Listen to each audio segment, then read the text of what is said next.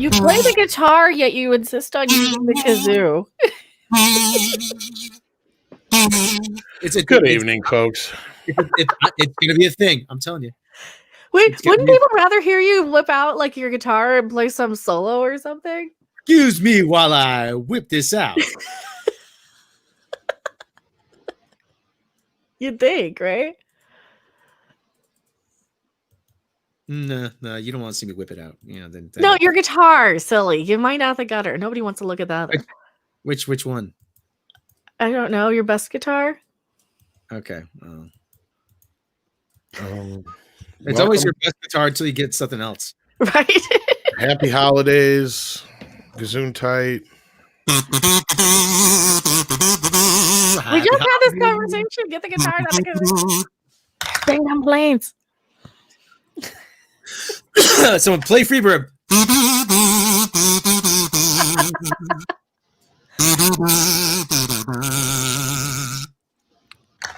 I am, of course, your narrator, Mr. Rob Robot Shlomo on lead kazoo. With me, as always, is Mr. Tom Connors on rhythm kazoo. Tom? Stop starting nasty rumors. And with us, as always, is our resident physician. He's got the cure for what ails you, the script doctor. Good afternoon. Hello, everybody. Afternoon. Where are you? It's late afternoon. And of course, yada yada yada. For me too, Harpy. You're nodding me? Yes, yada yada you. You don't get yada yada me. It's Monday. I think we can let it slide. It's Monday. Yada yada, and I'm so oppressed. All right, if it makes you feel better, Rob, put down the goddamn kazoo. I say, if it makes you feel any better, I'll fire him for that. There you go. You're fired. You're unfired. I need you. Come here. Then I fucked up and hit the wrong one anyway, so. They're not people, they're hippies. What do you call it? Ms. Whatever. M. She Fick 1. Tom's a lesbian? No, he's a plebeian. No, I'm definitely a lesbian. I identify as a lesbian. He's a thespian. Quit telling people that shit. You can't be a lesbian if you have a dick or if you've cut off yours. Bad news for Caitlyn Jenner. Right? How dare you? What if you get one added? I mean, so Elliot Page, Did she get one gender added? Appropriation. Thank you very much. I'm not arguing that point, but did she actually get one added? I thought Chaz Bono was the only one that got one added. Hi, I'm Chaz Bono. How's it going?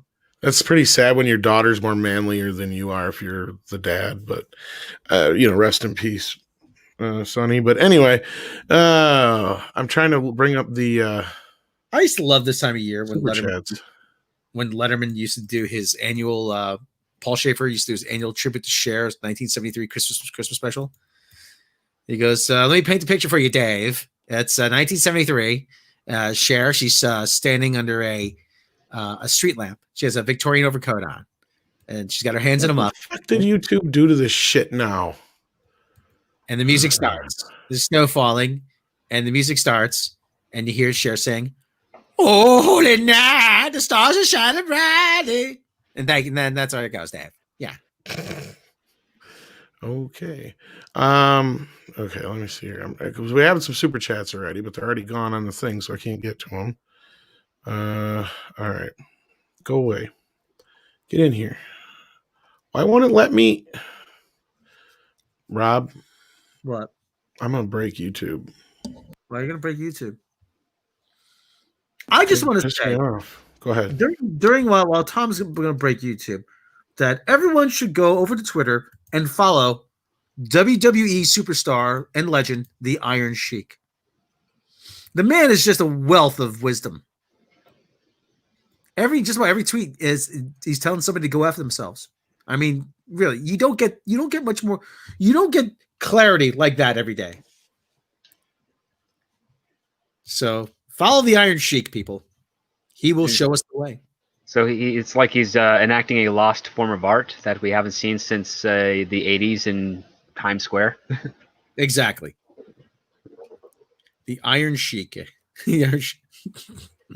Actually, no, he's had a very interesting life. There's a documentary about him on YouTube. You can watch for free.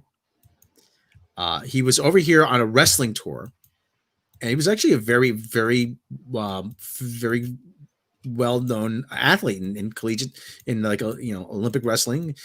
And he was over here, and the Iranian Revolution happened, and he couldn't go back. So They're trying to guess my sexuality in the chat here. I see. I'm non-binary bisexual. There. Does that help everybody? And one of our guests has arrived, Mr. Big Sexy of Big the Sexy. Red Shirts. Thank you for joining us, Mr. Big Sexy. I don't think this has been well publicized, but for the last few weeks, I have been a victim of the COVID-19 virus. Oh no. And I'm just getting back to, full sexy. But I got to tell you, man, for a while, I had no voice. I had no energy. And so now I'm starting to move around a little more and get things rolling back as we know them. Damn, man. Yeah, you sound just totally beat down in a way. If it's too much for you to be here, then man, I'm not making light of it. But hey, you don't have to, you don't have to make the sacrifice for us, man. If you need to get some rest, go get some rest. Well, honestly, first of all, thank you. But today, I've honestly been in bed all day until about 3:00 my time. I'm like, let me get rolling. Then I got the link. I'm like, let me jump in for a minute and check in on the crew and see what's going on. Yeah, we haven't had you guys on in a while, so that was we've been trying to work something out to have you guys on, but we're glad to have you here. But we're not happy to hear you're not doing well, but hopefully you're going to be getting better soon. And just like Jesse says, just snort some Novocaine. I can do that. Just chicken soup, plenty of rest, orange juice. Don't snort that. Eat. I was that. just going to say, don't snort that. Thank you, Script. You beat me to it. But. I've been taking my chicken soup all wrong. Damn. Well, when it's hot. Yeah, you don't do that. Oh wow. Okay then. Learn something new every day. So yeah, welcome. How you been, man? Other than that, honestly, I've just been telling my clients and my friends, let's just try to get our heads down and get through this fucking year, man. Jesus. This is the worst year on record, and I just want to get through it with as few more casualties as possible. absolutely. It's rough out there, man. Yeah, we've had a lot happen, and it's that is definitely true there. But have you been keeping up? Speaking of miserable years, have you been keeping up with Star Trek at all? Of course. I've been watching the latest season, and it hits and misses. There are a couple things that I did like, and a couple things I'm like, are we doing this now? So we will see. But again, I think the people in charge, and you nailed this last time we were here, there's just too many restrictions placed on creative here. And it shows. It's horrible. Yeah, I mean, and I know, like, you were a little bit more easier on the show from my recollection, right? Over time here. Well, I didn't, Q was the one. He was like, Q was a little bit, yeah, he was more. I didn't really expect much going in, so I couldn't really be, disappointed. But okay, I was. let's rephrase that, I guess. Yeah, like, okay, so like but you still like, Q has definitely been harder on the show than you have in my recollection. But again, like, it's been a while since we talked to you. I don't even know if we've gotten to talk to you about Lower Decks. Has it been that long? I watched a couple of those, and I expected more. If there's any one person who should be doing Lower Decks, it's my man from Orville. He should be doing this. He would nail that. Well, I think that's what Lower Decks is a direct response to Orville. I mean, it really does feel like that. It's like, hey, well, this Orville thing's making fun of us, so what should we do? Well, let's get somebody from Rick and Morty and make a fun Star Trek. And yeah, it just fell flat on its face. That's probably where they miss me because, and I'm going to get heat for this, but I've never seen an episode of Rick and Morty. No, there's no. I just finally watched it for the first time, a year ago, Rob? 2 years ago, if that? I haven't even caught up on the recent ones, so you're not alone. I mean, it's an acquired taste. Fair enough. Yeah, Rob's not even here, and of course I'm talking to him. But real quick here, Willie says, hey, Mead, get better, Big Sexy, and Merry Christmas. Well, thank you, and Merry Christmas to you, Willie. Culture Casino send in a Doomacorn. He evidently doesn't check his DMs. She's Rebels. I think that's what it's supposed to be. 08 sends in a $9.99 super pair flying through the air. Thank you so much. Stephen Otten said that's where the super chat. Tom is a lesbian. I fucking knew it. So did I. I did. I knew it my whole life. I was into women. Roger Haynes sends a thumbs up. Thank you so much. Thumbs up to you, Roger Haynes. That's Canadian, by the way, script. Jack of all casuals sends in $2.99 with a little doggy saying, how's it going? Well, how's it going to you, Jack of all casuals? Welcome. We appreciate you being here. Eric D. Hoff sent in the first super chat of the night, though. He sent in a smiley sticker with sunglasses on. So an uber cool smiley sticker guy. So thank you so much for that, guys. What a way to get the show started off just right.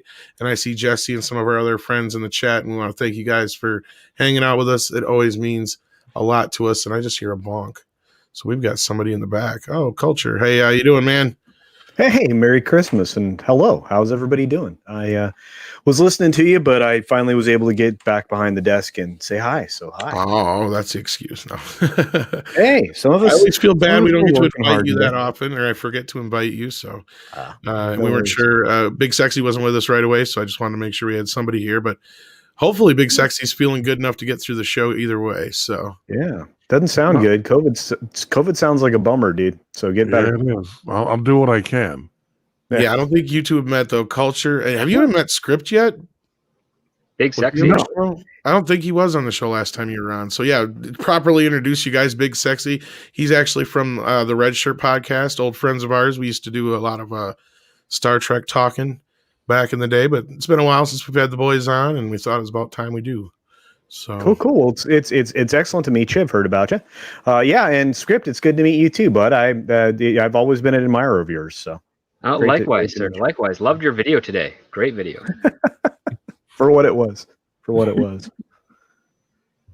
we got Ords, my boy in the chat. How you doing, Ords?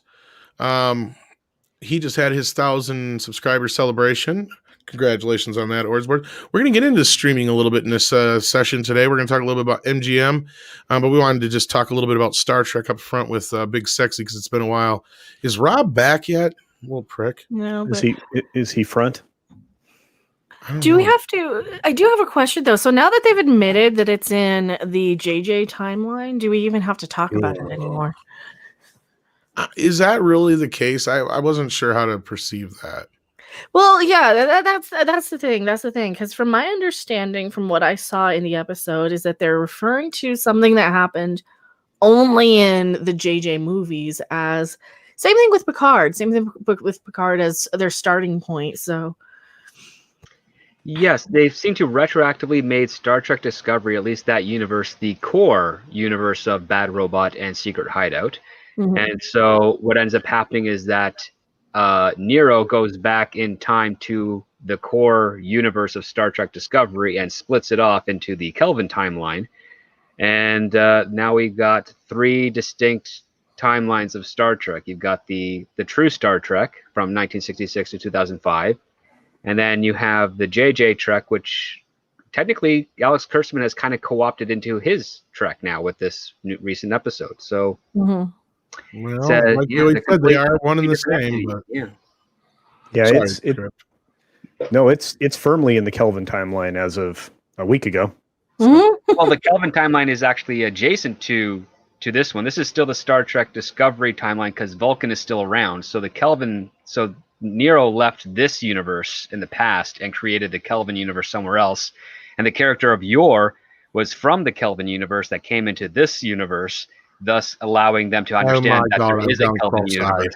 So yeah, it's very complicated. This is still Prime versus canon. So you have TV canon, and then you have the Prime universe that was invented after JJ. This is how Andre explained it to me, and I'm trying to use as few words as possible to keep it as simple as I can. No, it because- is its own timeline, basically. Yeah. Yeah. This none of this stuff really affects anything that happened in our TV Star Trek. It's not related. It's not, and that's we've been telling them that for years. It's like they wanted their cake and to be able to eat it too. You know, they wanted to incorporate the JJ movie Trek fans, which are all kind of these young woke little hipster, you know, popular kid sort of. I mean, they're not really popular, but they're kind of the normies now. You know, the normie mainstream people, and then then you still have the geek sort of people with the TV Trek from the past, and they've been using this illusion that Spock came from TV when he went into the 2009 film, but that Spock didn't come from our TV universe at all. He's from their stuff. Yeah, that had yet to He's be from made the at that time. 2009 film, right? Yeah. No, to be Wait. clear, actually, you're right, Mecca. That timeline that Spock would have come from would be this timeline. Yeah. Yes, That's Not would be the So- Star not Trek TV Discovery timeline, timeline. not that's where time deception. Unification Part 1 Unification Part 1 happened and 2 or whatever. What were you saying, Big Sexy? Where was the point then where there was I want to say an IDW comic book? The Countdown Where- series. Was that it? Yeah, where, that- they did this and they had, I want to say, someone crossed over to this one. Was it Spock or was it Picard? No, it was Spock, wasn't it?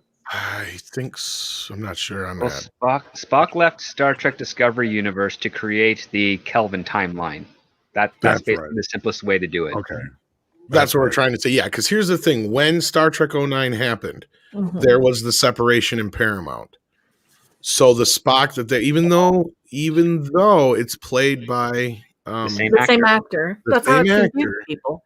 Because they utilize that, they use that to manipulate the viewing audience into thinking that it's all connected and it's all canonical, when in fact it's really, really not. The Spock that came from the future to the past was not from anything related to anything that we had seen before. It's all entirely new, an entirely new universe. And that's where the confusion lies, because people think that Prime and canon and all of these things are the same. And that when people talk about the Prime universe, like the Prime Star Trek, because that's one of the words that they love using, because it confuses a lot of the people who don't actually pay attention to all the licensing. and the easiest way to figure it out is like to explain it is like, remember when the 09 toys came out? Not to interrupt you, Micah, but like basically the toy of old Spock, it was called Prime Spock. Remember that? Yeah, that's why. It couldn't be because it's called Spock. It had to be called Prime Spock. Yeah. I'm And in thoroughly chat- in confused. chat here, they're saying, It's well, either. he's got It's a easy. super chat Leonard anyway, Nimoy so they're played really- old Ethan Peck in 2009 before Ethan Peck was cast. Yeah. Mhm. Okay. That's a better way of that's another way of putting it. Okay, because Now I Rob thought is back. Or- the whole effort. Oh, I'm sorry. Well, Go ahead, I was Culture. gonna say- Go ahead. Well, I thought that the whole effort of this Terra Firma Part 1, Part 2 thing was to bridge this gap, to put it all in firmly in the Kelvin timeline, so we could have clear delineation with this Kovich character or whatever. Am I wrong? No, I think it was just sloppy. I think it was just it was just sloppy. sloppily done. But unfortunately, you're not correct on there. Apparently, It's okay. basically, you've got the mirror universe of Star Trek Discovery has separated further, like the it forks with every change. So because they're 1,000 years in the future, it forks so much that Georgiou cannot survive in this universe because she's not close enough to the distinction of Yeah, the because she of doesn't original- even get sent back to her original universe by the whatchamacallit guy, by the Guardian of Forever, Guardian of Forever. She aka gets, Carl. yeah, she gets sent back before Carl. anything deviated, and it's close enough. That's what he said. Yeah. So- Script was that really? Because I think I heard you say this today. I could be wrong. Was that Carl Sagan they were making reference to with that? Yes. Yes, sadly it was. That they also released I think a statement either yesterday or today. I only read it today after the show. But I think they released one earlier where Carl Sagan was an inspiration for their doing the Guardian of Forever, which made me roll my eyes even more because Carl Sagan, co-wrote Contact, that movie with Jodie Foster and Yeah. James Wood. Excellent. And Yeah. they pull an actual element of that and use it here in Terra Firma Part 2. Georgiou walks through the door. She's not even gone. She's just out for a minute, but 3 months have passed. And for Jodie Foster, it was 18 hours, and she's got 18 hours of static of video in her device. And Georgiou has 3 months of records on her little wristwatch thingy. So yeah, they literally watched Contact the day before they wrote that episode and decided to rip it off essentially, and also rip off the Harlan Ellison take on the Guardian of Forever and everything else with it, and maybe Doctor Who. Like it was a smorgasbord of copied IP. It was a buffet of suck. Well, Yes, it yeah, was. as the show has been since its beginning. Yeah. And since Rob is back here, Larry sent us a thumbs up sticker, and Larry actually, Rob and I got Rob a present from Larry and myself that he got today. Isn't that right? Oh yes, take a look at my icon, my avatar. Yes. Hello there, today friends. And as you can see, Larry's avatar. Yes, we together got Rob the complete Rocky and Bullwinkle, so we can finally watch them. Watch them again and again and again As I said, uninterrupted. Outside of when you got to be here, of course. and again But thank you for that, Larry. and again and again and again and again. He was and pretty again, happy when he got that. So and again. Aaron Telford sent. Oh, go ahead. Stick 'em up. Aaron Telford sends in 5. That's pounds. Yep. Discovery is the prime canon time. Is the prime? Yeah. Discovery is in the prime canon time as Vulcan, albeit under a new name. Still exists in the 32nd century, as seen in that episode. That is right. The Star Trek Discovery is the quote unquote prime timeline. Leonard Nimoy plays old Ethan Peck Spock. Vulcan still exists in the 32nd century. It's not the colony that old Ethan Peck Spock set up in the Kelvin timeline. That's different. But it is not the Gene Roddenberry Star Trek. So I think we killed Big Sexy with trying to figure all that out. Oh, I hope not. He's even dealing with his ailment. His voice still sounds big and sexy. So I still think he's quiet. I think we killed him. No, I'm still here. Just trying to figure it trying to out. sort it out. Yeah. Oh, Stephen Otten has the same reaction. Ah! That's where I'm at. I'm like I don't know. I don't pay close enough attention to New Trek to care at this point. There are 3 Exactly. timelines, 2 of which are connected, and the 2 that are connected have J.J. Abrams and Alex Kurtzman named to it, and that's it. And the timeline we love has none of their names associated. The good timeline, and then the suck. Yes. Okay. It That's all I ended. The timeline ended with Voyager, and yeah, I don't even consider the Star Trek, the Next Generation movies part of that timeline. I mean, Well, they're Well, you know- technically not. And I kind of. think I found some proof to that. Remember, my old argument was that the movies technically fell under Paramount's wings, so like they didn't happen in original canon technically. well, back then, I mean, Paramount. Back then, now they're re together, but because remember, like I said, all the stuff that they would ever reference was stuff from the movies, as far as like the pictures and all that kind of crap. Mhm. Remember? And there, I can't remember what it was, but there was something else I found, and I sent it to Andre. I'm like, this kind of supports my argument that that the movies fell under Paramount's side of things and not CBS's. So I don't know if they're considered technically the original canon anymore. Well, they might be now, but at that time, I don't know if they were. It was under contention because the TV shows still reference those movies, those original movies. Yeah, it was as a Voyager technicality kind of thing, like I'm saying. Yeah. But see, here's the thing: is like JJ could always use things from the series. The only stipulation was the initial idea had to be at least enough different so it couldn't be confused with the original, and that anything he wanted to make money off of had to be 25% different. That's where that came in, and that's where a lot of people confuse that. But how do you quantify that? There's legal. The lawyers just figure that out. Oh, man. They just say, okay, it's different enough. Question's this. So Enterprise technically would still fall under Roddenberry. Yes. Yes. Okay. All right. Just making But there's sure. a question that, like, you can go by like the last episode of that show to really say, well, did it really happen that way or not, kind of thing. Okay. I'm just making sure because I want to know when because there were certain episodes of Enterprise I thought were very good. So I was hoping that those fell within Roddenberry. No. Yep. The Roddenberry era technically ends in 2005, and that's its own thing now. It's now protected and isolated away from anything secret hideout or bad robot. Okay. Very good. Yeah, and a lot of that had to do with merchandising and stuff like that. What were you saying, Big Sexy? I was saying the question, and clearly I am delusional here, but didn't I read somewhere recently that they're going to be doing or restarting DS9? Now, if that is the case, would that be back in the Roddenberry timeline? Technically, no. And I don't know about DS9. I heard something about a Cisco spinoff of some type. Yeah, that's what I meant. Yeah. See, here's the thing. Like, the Picard we're seeing, that is in that separate timeline because he's actually...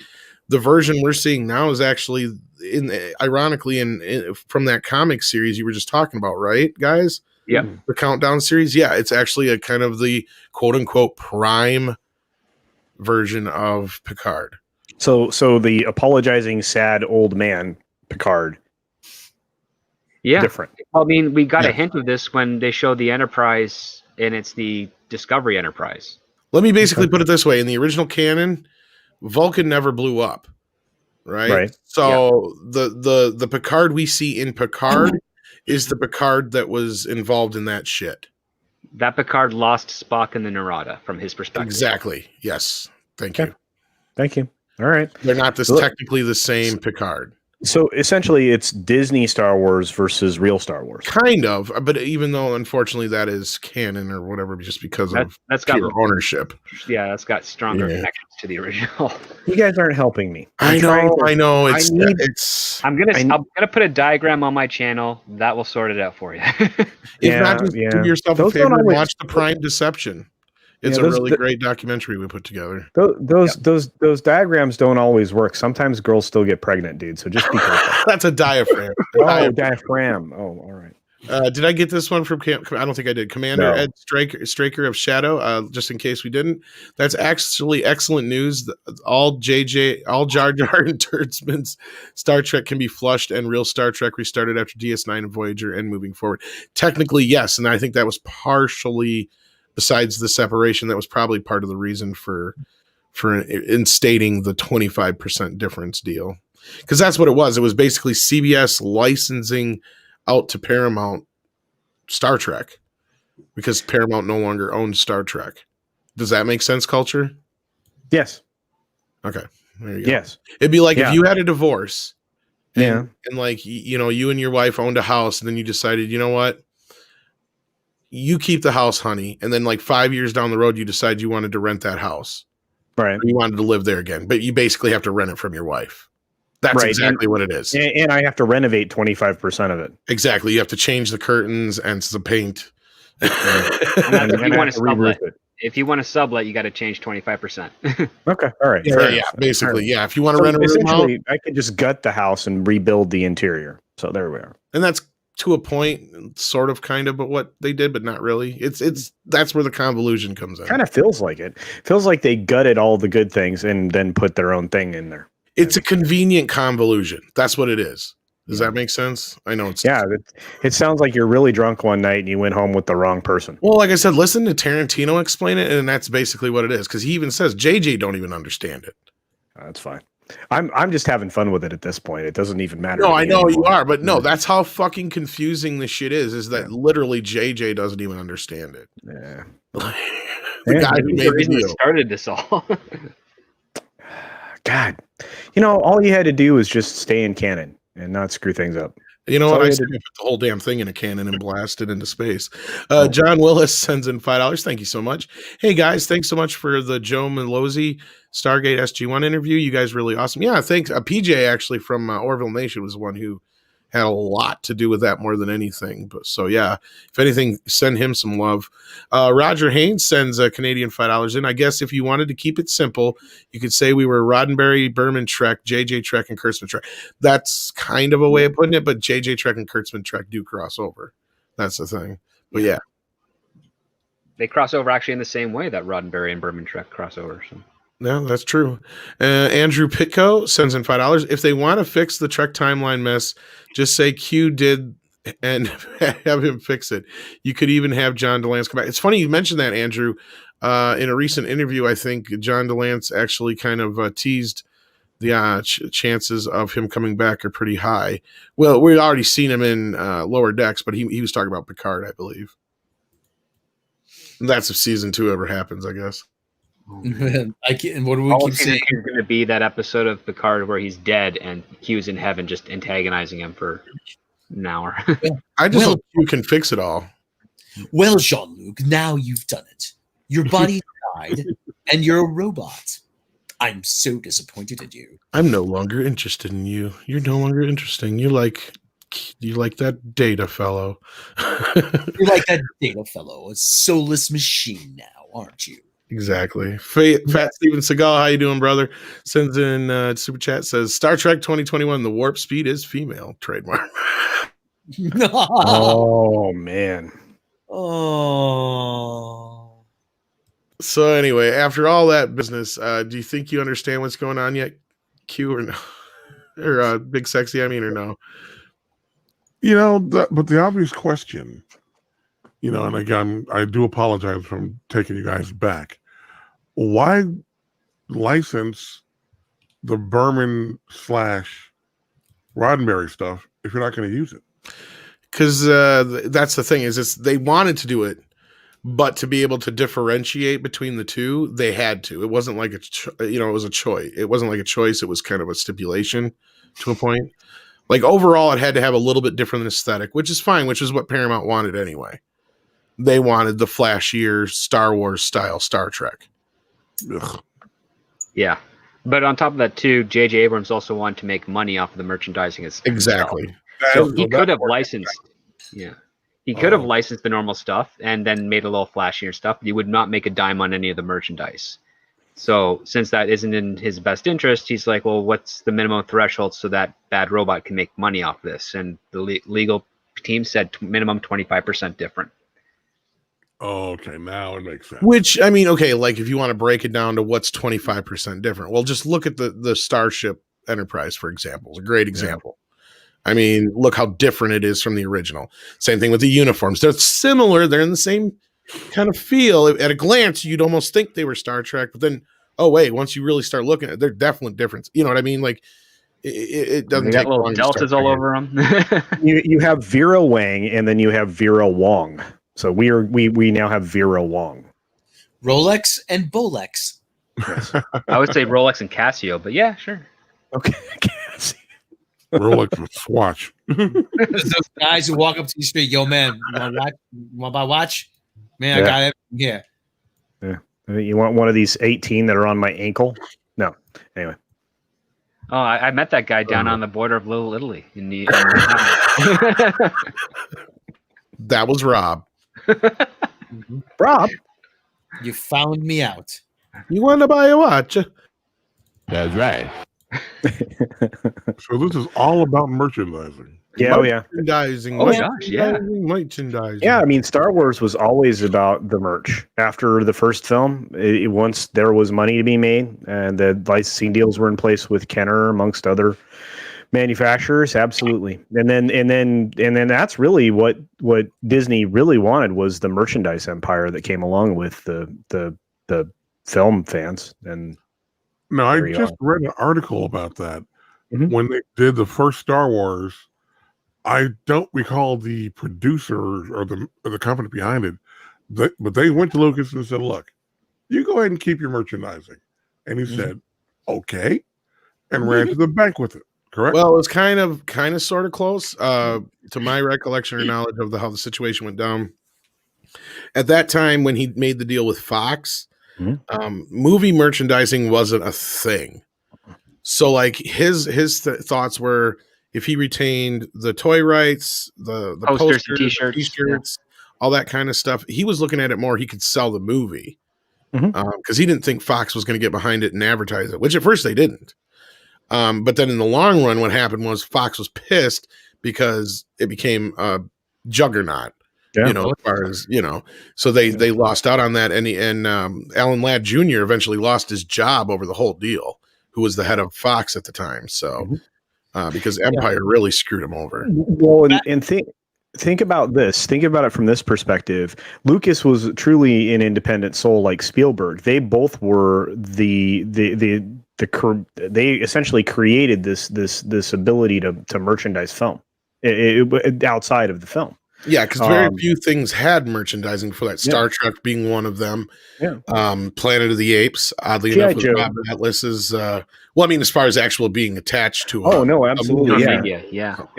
No, but they were it. I mean, they created this whole ability for you to make money on the t-shirts and on the toys and on the bed sheets and on the curtains and on. I mean, because I had an entire bedroom that was Star Wars. I mean, when I was a kid, that never happened before. That had never existed before. Yeah, the only things prior to that, like I was saying, was like Planet of the Apes, Star Trek, and the monsters. The Universal monsters were a big one too back in the day. I think Mego did them as well, and that was just it. You only had really Mego dolls and stuff like that. Mego and Mattel, really. Yeah. Yeah, and speaking of Rob Atlas, he says in the original canon, Star Trek didn't suck. Yeah. Yes. Do you remember though? And actually, I do kind of remember this.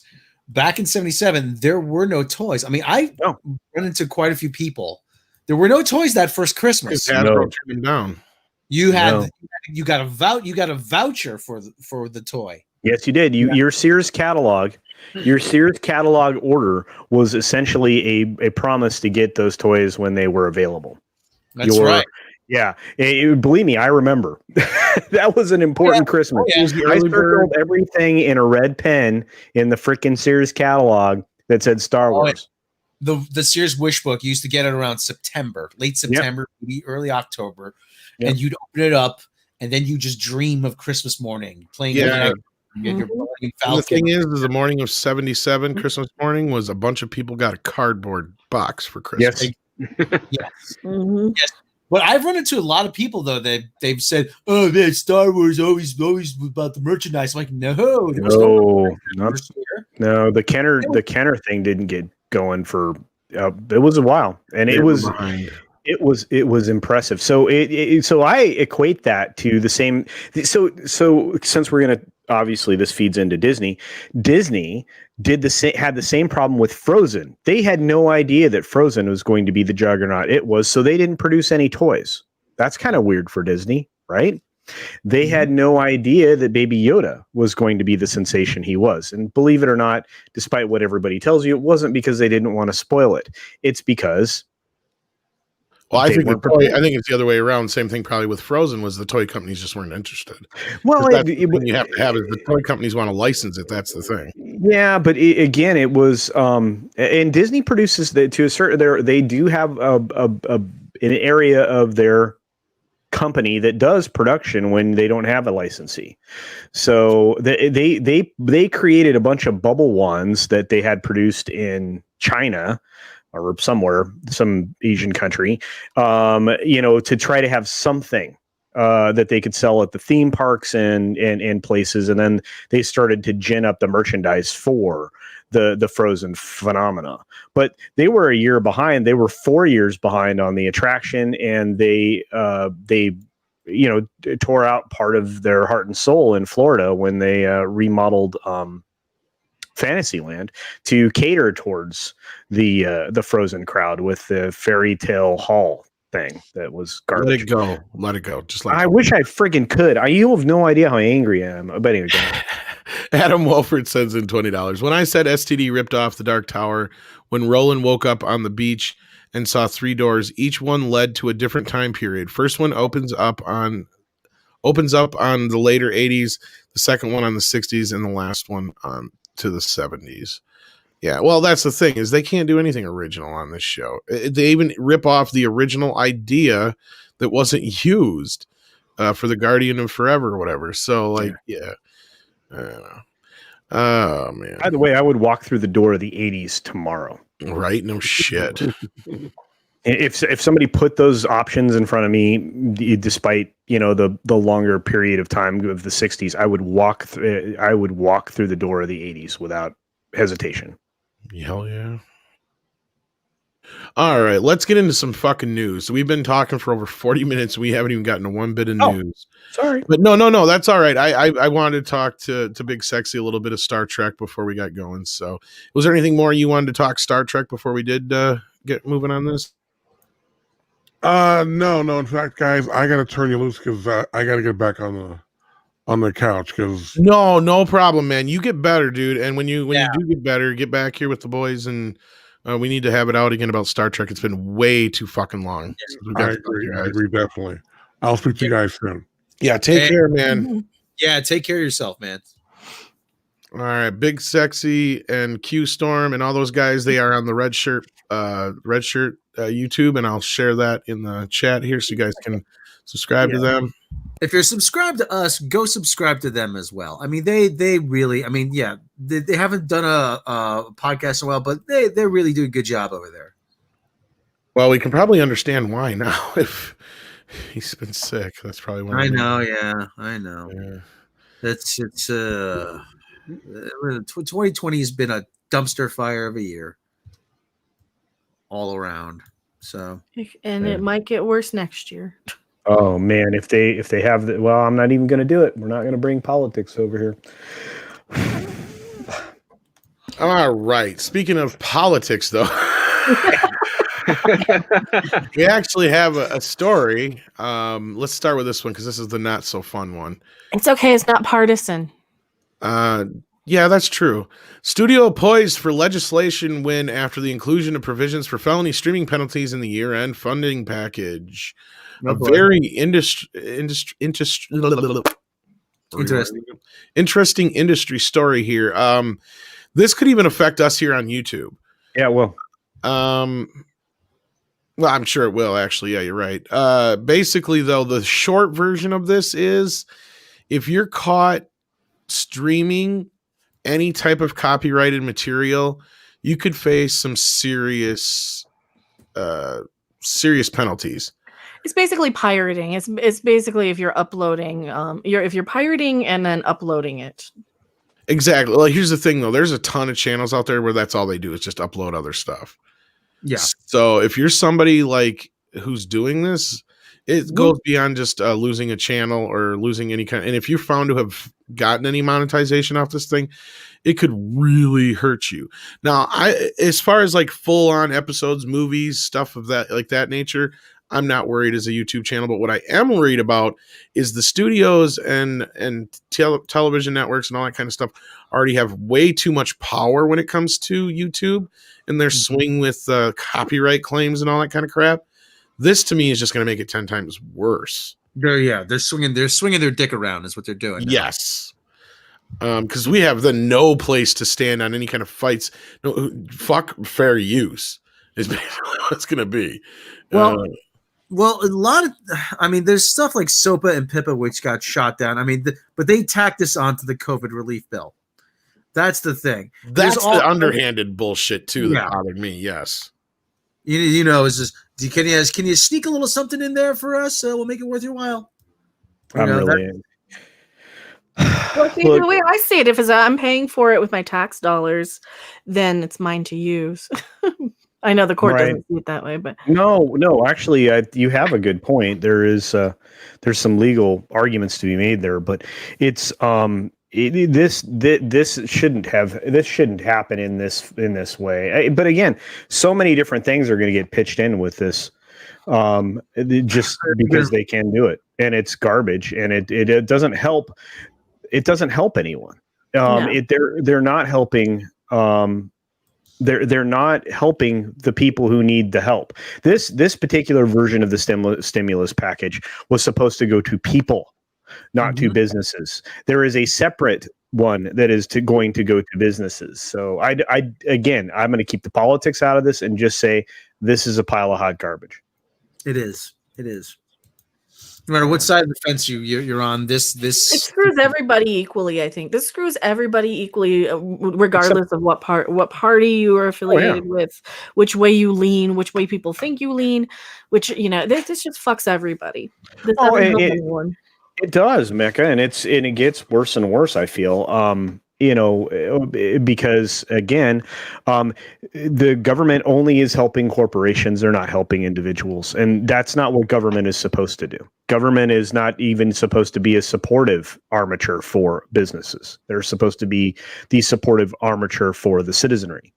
So it's problematic. So, but actually, the more impressive news is the story above it. But we don't have to talk about that. Well, the whole thing about there's a few years somebody, I'm not going to mention who, was in Washington. The government shouldn't be picking winners and losers. I'm like, but you are. Yeah. You are picking winners and losers. We've had bailouts of savings and loans. We've had bailouts of the mortgage industry. We've had bailouts of car companies. We haven't had bailout of the American people yet. No, that's socialism. Like, it depends on how it's done. Again, I mean, right now, they deserve it. right now, what they really, really need to do is give everybody $2,000 a month in the rears, right? So you need to give everybody the money that they need to live at the very minimum, at least $2,000 a month, and give them a lump sum all at once for all the months that they've been out of work, if that does apply, regardless of if they're working or not. To hell with fucking rebuilding the Kennedy Performing Arts Center. They can shove it up their ass. To hell with rebuilding and refunding Hollywood. They can fucking burn, because they all make shit anyway. And to hell with all of these businesses and politicians and governors and speakers and presidents and senators. Every fucking one of them need to be dragged into the street and removed and beheaded in Minecraft, obviously. And we need to make a fucking example out of these people, because they don't need to have money when the rest of us don't. They do not need to be getting these big fat paychecks, not a goddamn one of them, while the rest of the people are not allowed to make a living, regardless of what you feel is important. They want people to stay the fuck home. They can pay them to. Period. That's well, okay. Well, we're getting off track here. But No. That's the thing. They want to destroy everybody's lives. They can pay them to do so, and that's not a partisan statement one way or another. That's not a cough statement one way or another. If people are out of work for no fault of their own, there is no reason that these politicians should be collecting a paycheck right now. Period. Not a one of them, either party, none of the parties, neither one of them. Well, the major, I mean, congressional salaries don't make up a huge part. Who cares? Who cares? They shouldn't be allowed to collect anything. They should have their assets frozen until they can get off their butts and actually take care of shit. And if they can't do it in a month's time, they should be locked up. They should be fucking locked up and arrested for destroying the lives of the people that they're there to serve. Okay. Period. Because that's what they're doing. They're destroying the lives of the people that they're there to serve. Between the ones that want to force old people in old folks' homes and spread shit around, to the other ones who just want to fucking swing their dicks and their power around. Every fucking one of them has to go. Did this is why I would do politics? Because I would fucking have them all Did this just turn into Occupy YouTube? I mean, this is No, like we've gotten a little off the beaten track here, but no, Mr. Tickle Trunk sends in Canadian $20, says, if the primates that we came from had known that someday politicians would come out of the gene pool, they'd have stayed up in the tree, written evolution off as a bad idea. J. Michael Straczynski. Yeah, that's very true, and then that's kind of the bigger thing to kind of bring it back down. But and thank you so much for the super sticker from Canada, Loane. Is that how you say that, Loane? I think so. Yeah. I don't have. Let me see here what it is. Oh, it's a little Bushiba saying bravo. No, and I'm not disagreeing with the whole sentiment of what Mecca's saying here. It's just this is a small portion of a bigger picture. They're giving money to they're basically giving money to screw us over, and they're focusing more on piracy. Really? You're focusing more on somebody streaming a fucking movie? Are you kidding me? Do you not have any priorities in your mind? Do you not understand that people are out there? Do you know that people have been out protesting in some form or another for the past fucking year, and you care about pirating a fucking movie? You can stick that movie up your ass. We will just boycott all of Hollywood. We won't watch any of them without pirating them. How about that? What if people just stop watching and paying for these things because they're not going to have money to pay for them anyway?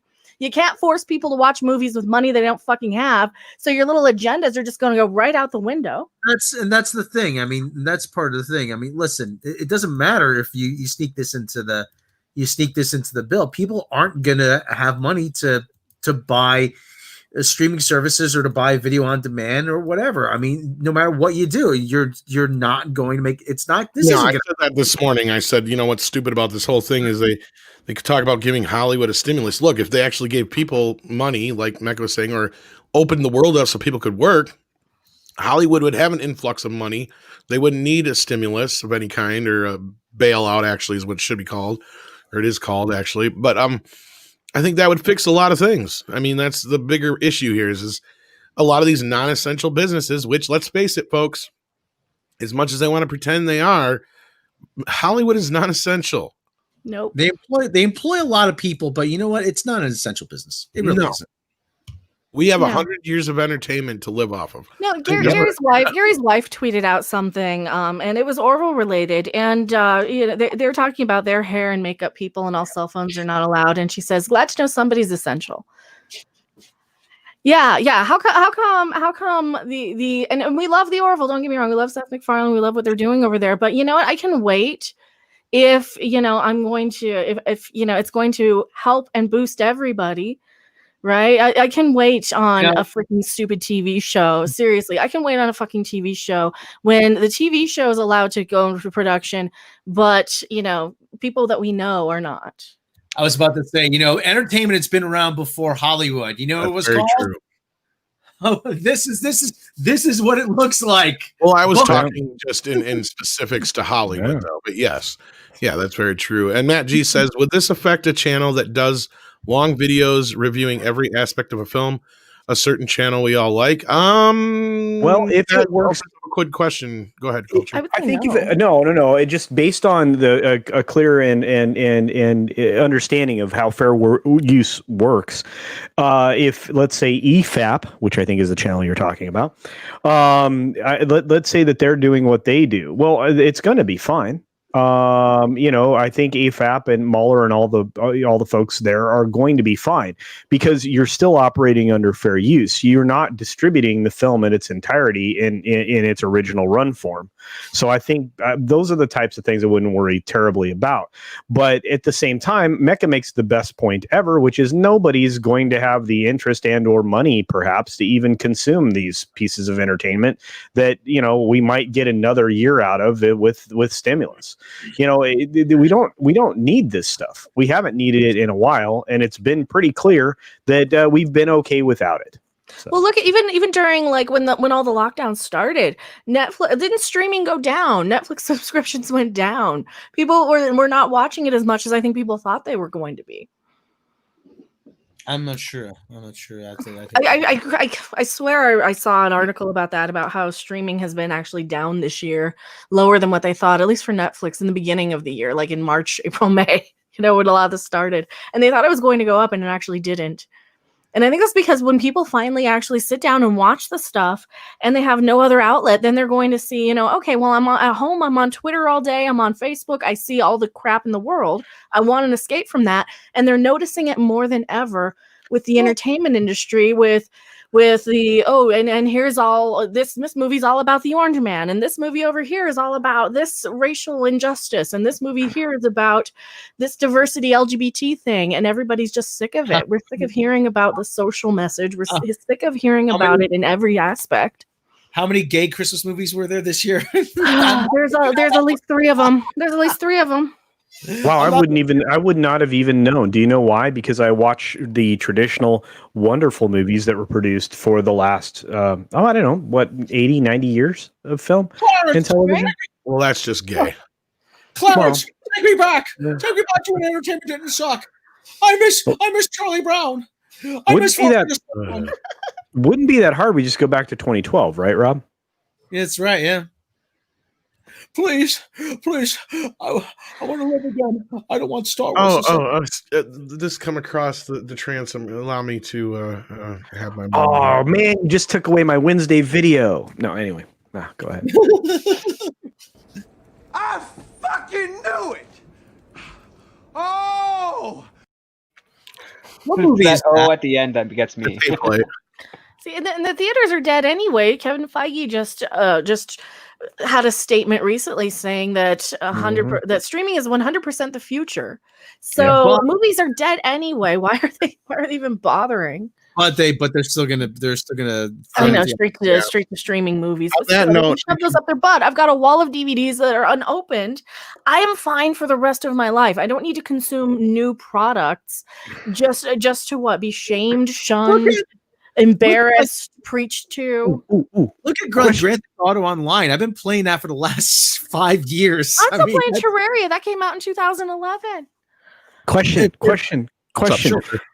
Is there anything new that you regularly go back to watch? Or when you go to consume media, let's say at night you want to put in something that's feel good.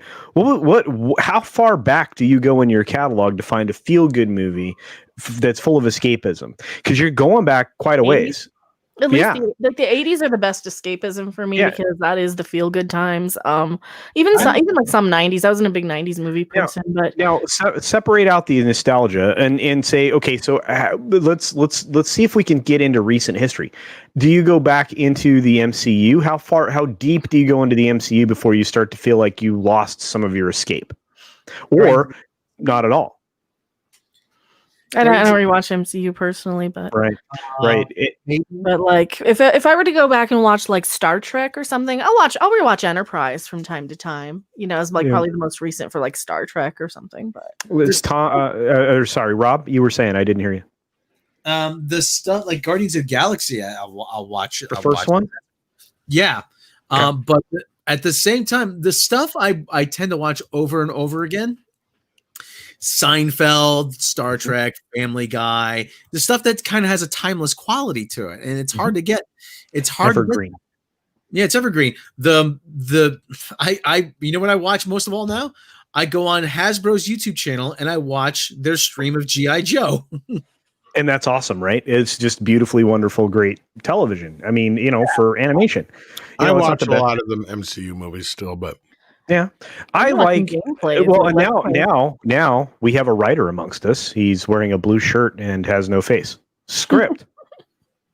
Yes. What do you go back to? What are, because you of all of us probably have the largest library of material. What is it? What I don't know about that. I think Tom's got me beat, but Tom got the most of it. Like I probably am second, maybe. Wow. Okay. I have a lot, but I've never I just stopped collecting after a while. So. I know that Tom has a mega butt ton, but I was assuming with your Plex server that script that you had quite a bit. I have personally quite a bit. I have access to a lot more, but I go back kind of randomly. Like just today, while I was doing some writing, I was watching The Mask of Zorro with Anthony Hopkins and Antonio Banderas. That's 1998. Yeah, very good film. I enjoy that one still.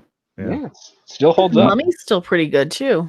Oh, it is. Yeah, even with Brendan Fraser and his weird eyeballs. Yes. Yeah, one and two, Mummy 1 and 2 are still pretty good. They're kind of guilty pleasures for me, but And then finally, Mr. Tom, who is Mr. Movie. I watch everything. Nicky D sends in $5 for the first time in years. No MCU film was released in 2020. Doesn't seem like it was missed all that much. no, nobody's missing Black Widow.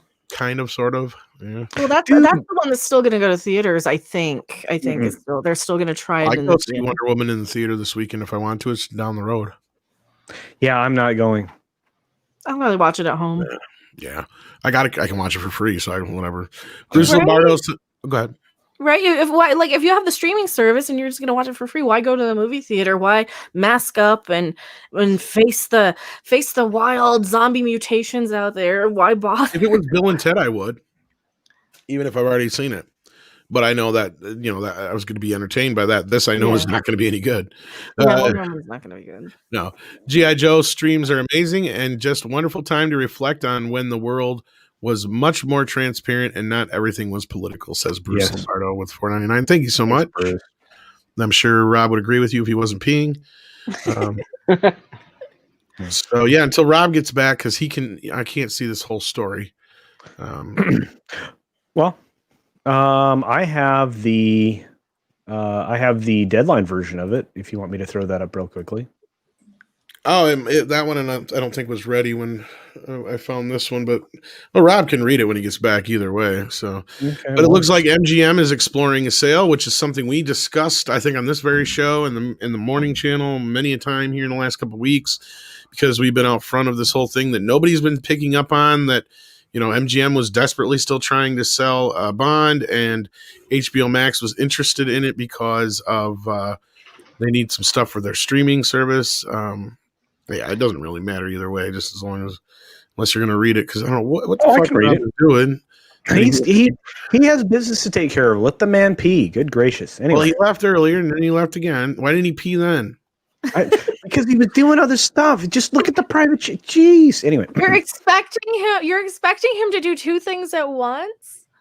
Well, since he moved his desk, he can't pee from his desk and make the bathroom anymore. So yeah, he's got to. Yeah, that's a big arc. Anyway, MGM taps 2 investment banks to explore sale. Report. Okay. MGM has tapped 2 investment banks and started a formal sale process looking to generate heat from Hollywood studios, international conglomerates, private equity firms, and the growing multitude of SPACs, according to the Wall Street Journal, citing people familiar with the matter. Interesting. The private company has mulled a sale for several years, but couldn't seem to find a fit on price, and it's not clear if it will now. The idea is that its library is of particular value. Interesting. I'm sorry. In an era of streaming video, as a crowd of streaming platforms compete for content and viewers, the studio behind James Bond also boasts the Rocky franchise, Silence of the Lambs, The Terminator, The Handmaid's Tale, and Vikings. MGM declined to comment. SPACs, special purpose acquisition vehicles, are empty shells put together by bankers and industry experts that raise cash, go public, and then merge with private companies, which then become public without having to go through the traditional IPO process. A few SPACs recently have said they are targeting media and entertainment for acquisitions. The Wall Street Journal said the studio has hired Morgan Stanley and LionTree to explore a sale, and that it has a market value of around $5.5 billion based on privately traded shares and including debt.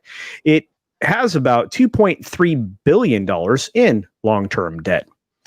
MGM several years ago held exploratory talks with Apple about a range of scenarios, from a streaming output deal to a full acquisition. More recently, it talked with the tech giant and the other streamers about a 1-year license to the latest Bond film, No Time to Purchase. In October, Byron Allen Media Group acquired MGM's over-the-air broadcast television networks, Viz TV and Light TV. MGM's biggest shareholder is hedge fund Anchorage Capital, whose founder, Kevin Ulrich, is chairman and has been under pressure as other financial investors in the studio seek to cash out. It came out last month that Ulrich had been sued for sexual battery and assault in a case from June that was settled. There you are. By the way, Rob, You're fired. You're unfired. I need you. Come here.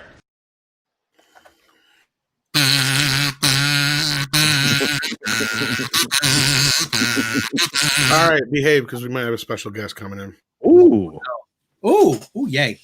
If it's R&B, then I don't have to behave because we know. Yes, you do. Everybody Is it- does. Is it RMB? Yeah, it's R&B. Yeah. I quoted him today in the video I did, so He's very quotable. he's a cool dude. So yeah. He's a very quotable dude. He's a very righteous dude.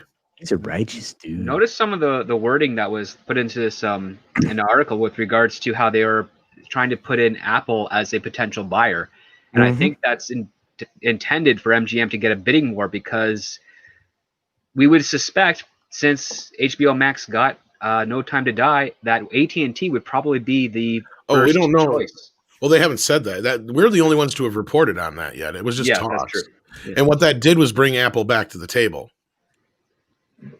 At least that's what my guy told me. Which is interesting because Apple is in a better position than AT&T. However, AT&T is not afraid of debt. No, and actually, they're one of those companies that continue to service and can continue to service debt for the foreseeable future. Yep. Hmm. Behave, Wow. Rob, says Jack of all casuals. There you go. You're not the boss of me.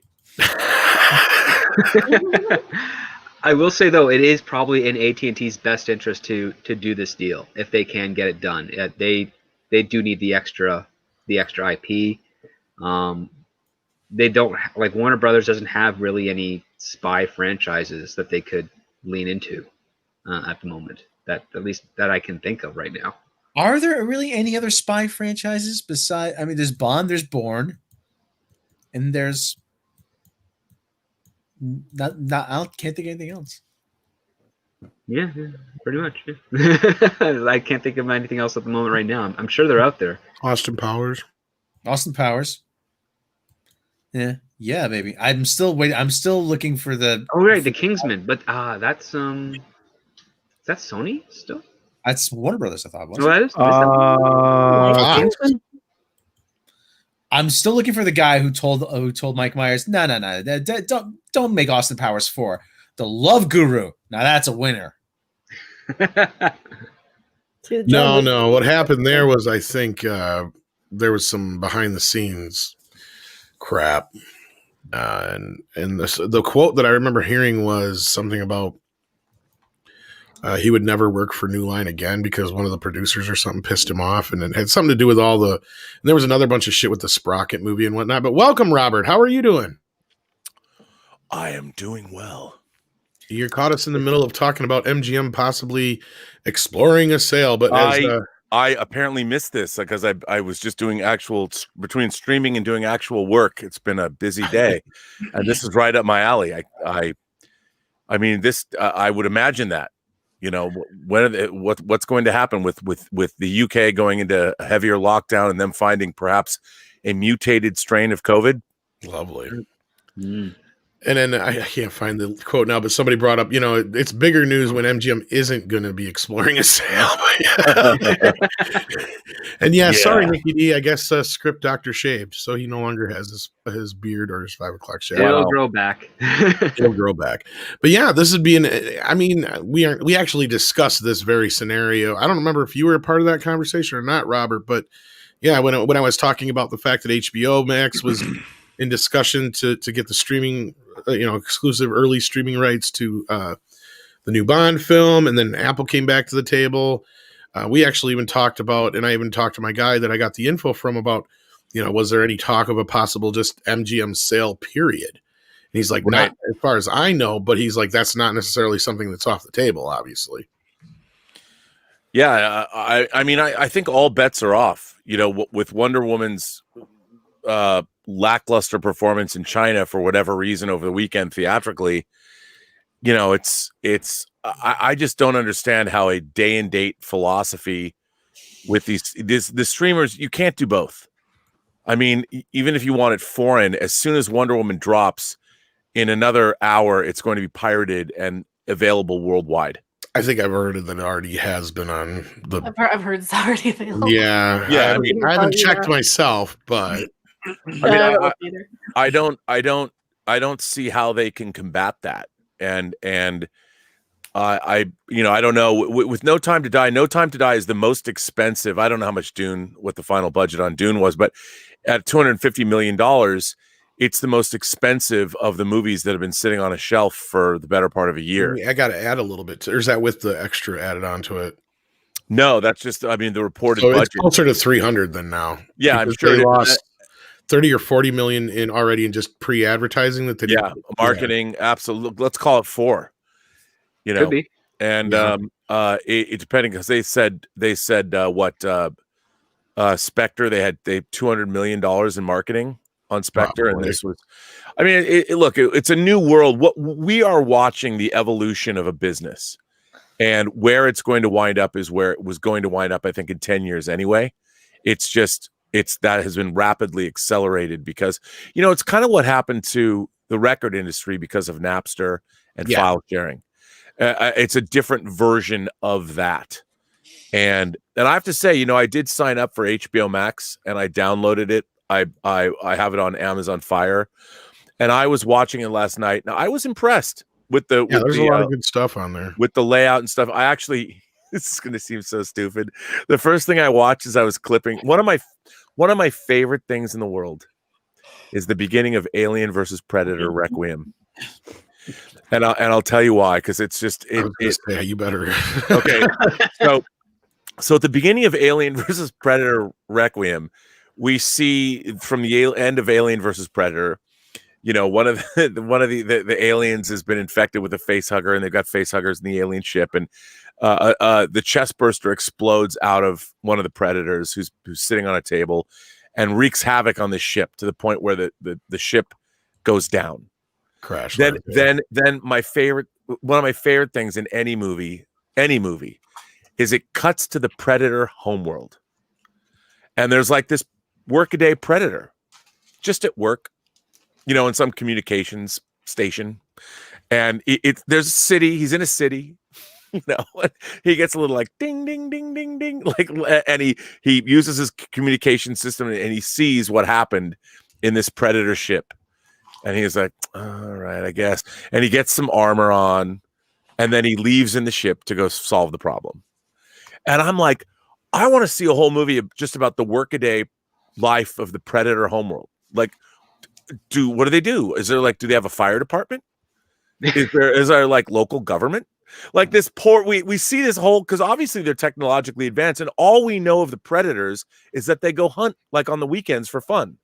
And here we get a glimpse of the Predator homeworld. Some dude at work, you know, some Predator, he's just doing his job. Like, oh, well, got to clean this up. You know, and the way he gets up and he puts on it's so funny to me that the way that the Predator homeworld is depicted, because I'm like, wait, don't leave. I want to see him like go home to talk to his wife first, maybe kiss her goodbye and say, listen, honey, I gotta go, you know, there's a problem on this planet. I gotta clean up a mess. She gets pissed because he cheated on her the last time he left. Or what? Yeah, they're Predator kids. You know, and Dad, when are you coming back? I mean, once like a sitcom. Well, once they've established that there's a Predator homeworld where people have a job, you know, because all we know of the Predator, when we meet the Predator, technologically advanced hunter killing humans.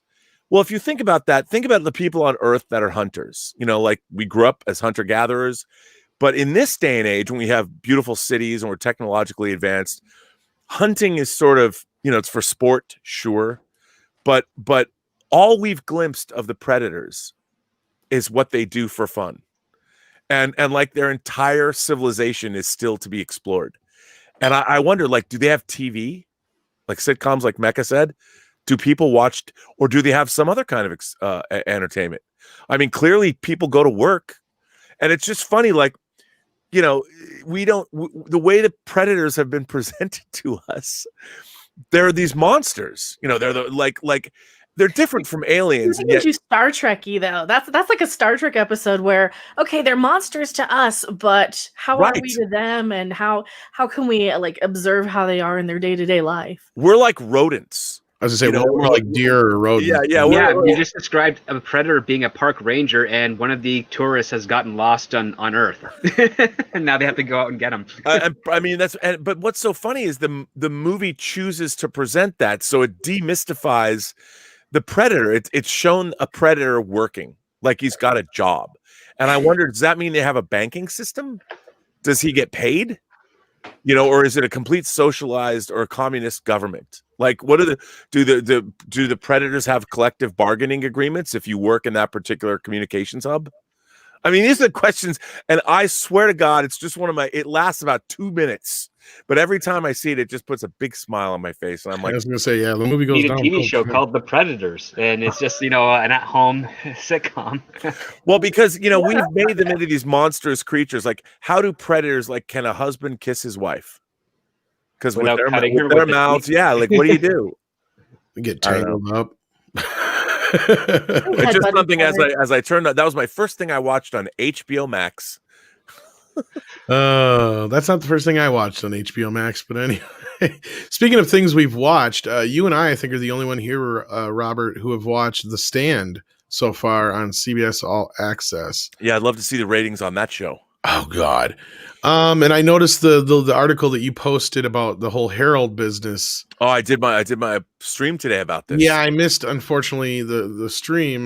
But I would love to hear your quick take on it, because yeah, I mean, you and I were kind of like mostly eye to eye on this whole thing. Like, what in the hell were they thinking with first of all, the structuring of this show, and then just every other thing about it is just not great. I mean, Are you saying I should watch this just so you have somebody to complain about the maybe. Stand?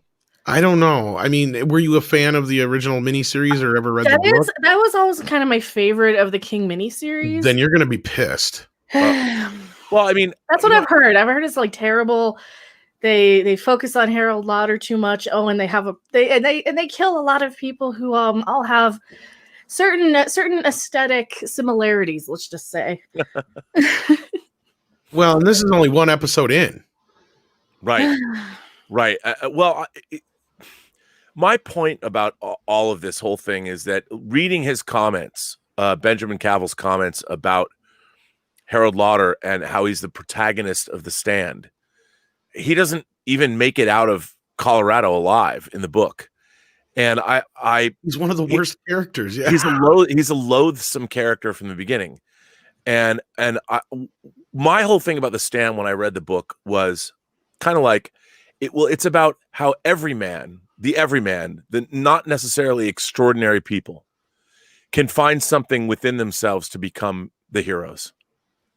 And that to me was, when I read the book, like I think I was 12 when I first read the book. I love The Stand. I think I've read it 8 times in my life. It's one of my favorite books.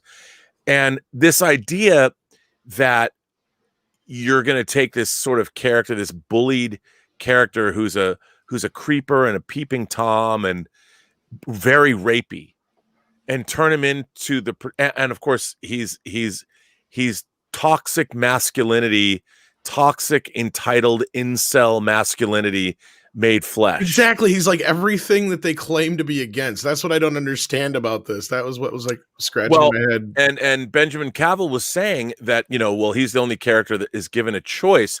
And it was really interesting. He was saying that in the book, he thinks there's an entity that both Mother Abigail and Randall Flagg are taking orders from.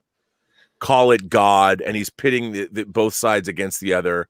That's not in the book. And to my mind, there is a demarcation point between good and evil. They are two separate entities, especially if you look at the original artwork on the original hardcover of The Stand.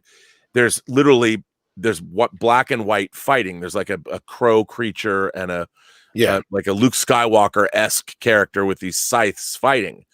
And I do think that there is a supernatural malevolence that probably has existed on Earth since the dawn of time that has now finally had his comeuppance and once again gets to do all this. But when we're watching Harold Lauder, I'm like, wait a minute, where are the good men? You know, where's Nick Andros, the deaf mute? Where's Stu Redmond, even though we see him with James Marsden? You know, where's Glenn Bateman? Where are all these guys? And instead we focus on this loathsome character. And I don't like him. I didn't like him in the book because you're not supposed to. Exactly. No, yeah. And what I love, the whole thing about The Stand is he even says in this article that, well, Steven Soderbergh already did Contagion. So why would we want to spend the first 3 episodes of this book watching the fall of humanity? And I'm like, but that's a third of the book of The Stand. You know, part of the fun of that book is watching mankind fall from grace and seeing how all these disparate characters are affected by that. And I don't get it. I'm like, if you're going to adapt The Stand, again, I feel like modern showrunners are all they're putting too much of themselves into the work that if you're going to adapt a book, you always should have deference to the author, I think. And you should allow, and I brought up the best Stephen King adaptations, I think, the Carrie, Shawshank Redemption, Misery, Stand By Me, maybe The Green Mile, The Mist, maybe. The Mist is pretty great, and all of these things have a not a slavish devotion, but certainly a devotion to the original text, because that's why if you're going to adapt Stephen King, adapt Stephen King, and the flashback structure that they adapt.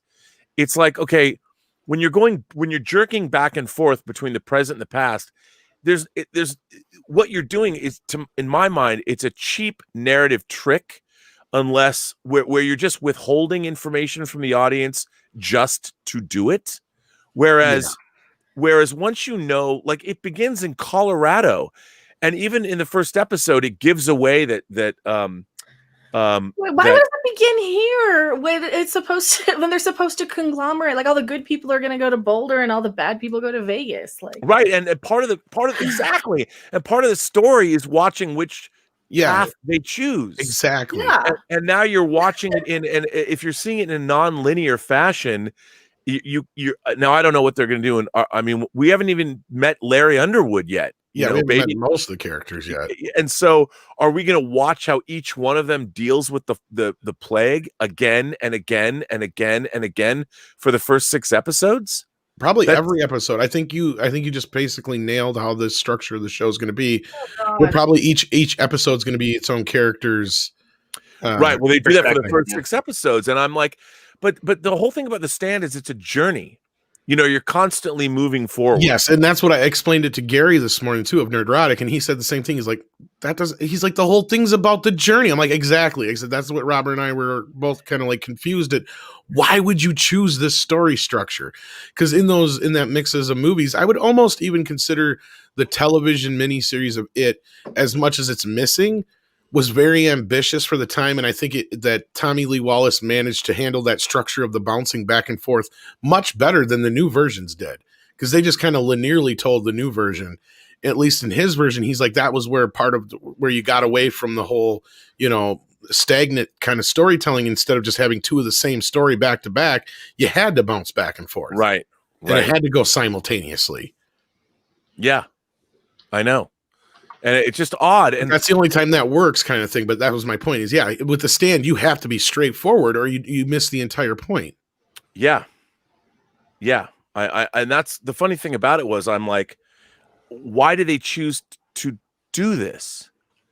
And it seemed like a fun, and it's not that it was they intentionally chose these things. And I find it interesting because it's like the modern showrunners, it seems, when they're dealing with, whether it's Doctor Who, whether it's Star Trek, whether it's any of these franchises, they feel that their new takes or their new spins on things are more important than the original text. And I think that's arrogant and strange. I wonder if that's the lessons that the WGA writer showrunners program has been preaching to, because I've heard rumors that their new program is different, and they've been doing this program for about 4.5 years, at least this newer take of it. And I've never really thought much of it because it just felt like an extra thing. But perhaps if these writers are coming out of that, and this is the stuff they're doing, that maybe we found one of the milestones of how this has been changing direction with our television. So I gotta look into that. Maybe even send Mr. David A. Goodman an email. Maybe he knows something. Yeah, I mean, what I find really interesting is this flashback structure has been sort of de rigueur for a long time. I've talked to my television writer friends, and a lot of them are restructuring stories using that flashback format. And to me, what you're doing is you're just withholding information. It feels like a cheat. It's kind of like editorially, you can use jump cuts like in action sequences, the actual physical cuts themselves, because they jerk your perception. You can use them as a salve to sort of get over how your action was not shot great in the first place. Yeah, because you're waiting. Like if someone's throwing a punch, right? And they take too long to bring their arm back and throw a punch, you can get around that by just showing an arm movement, and then you cut to the hit. And that jump cut has gotten rid of the interim bit. Mm-hmm. And the actual jerkiness of it gives you the illusion that you felt the action, but it's not great action. And so the faster scenes are cut, that means they're not shot as well. They don't have a lot of action choreography. But if you go back and you watch recent movies like The Raid, or as I like to say, The Rad, or The Raid 2 Barandal, but they're Indonesian movies, they have really long takes of and wider fighting shots too.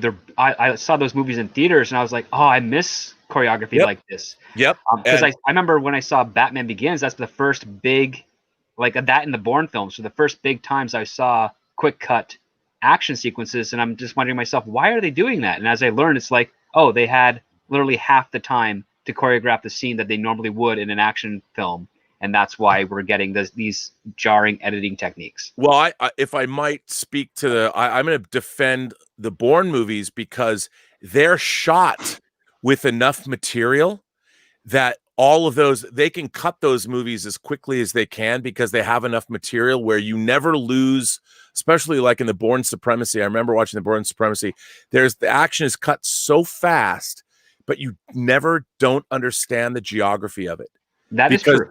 Because they've shot it so well. And what was really interesting, and I have nothing to back this up, but when Stuart Baird was cutting Quantum of Solace, the Bourne movies were really big, and Quantum of Solace was not shot like a Bourne movie. In order to make what Paul Greengrass was doing work, you have to have the coverage to make it work.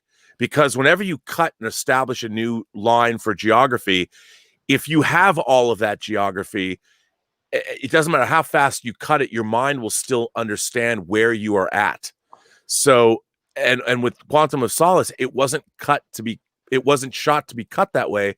So a lot of the action is so rapidly cut that you lose the geography and it becomes gobbledygook. Like the first Transformers movie, the battle at the end of the first Transformers movie is almost incomprehensible because you don't understand the geography of where anybody is.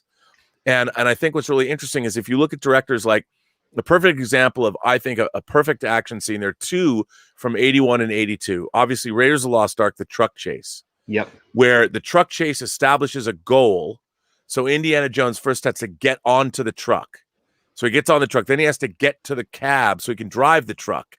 And there's Nazis. And so the movie establishes a goal. He achieves that goal. Then there's another goal that's even harder. Then he has to get to that goal. And then the goal after that.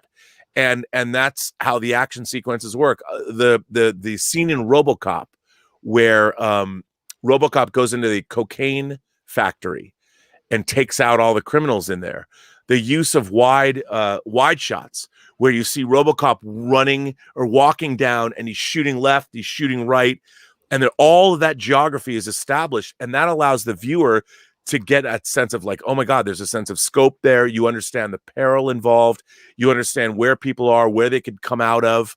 And modern action films, especially American films, are not that well choreographed. So you're not anticipating the environment that they're fighting in and what could potentially happen. And that's something that's been lost with they've like Michael Bay, he turns on 8 cameras and he just cuts as fast as he wants to create a false sense of action, even though his stuff he blows shit up.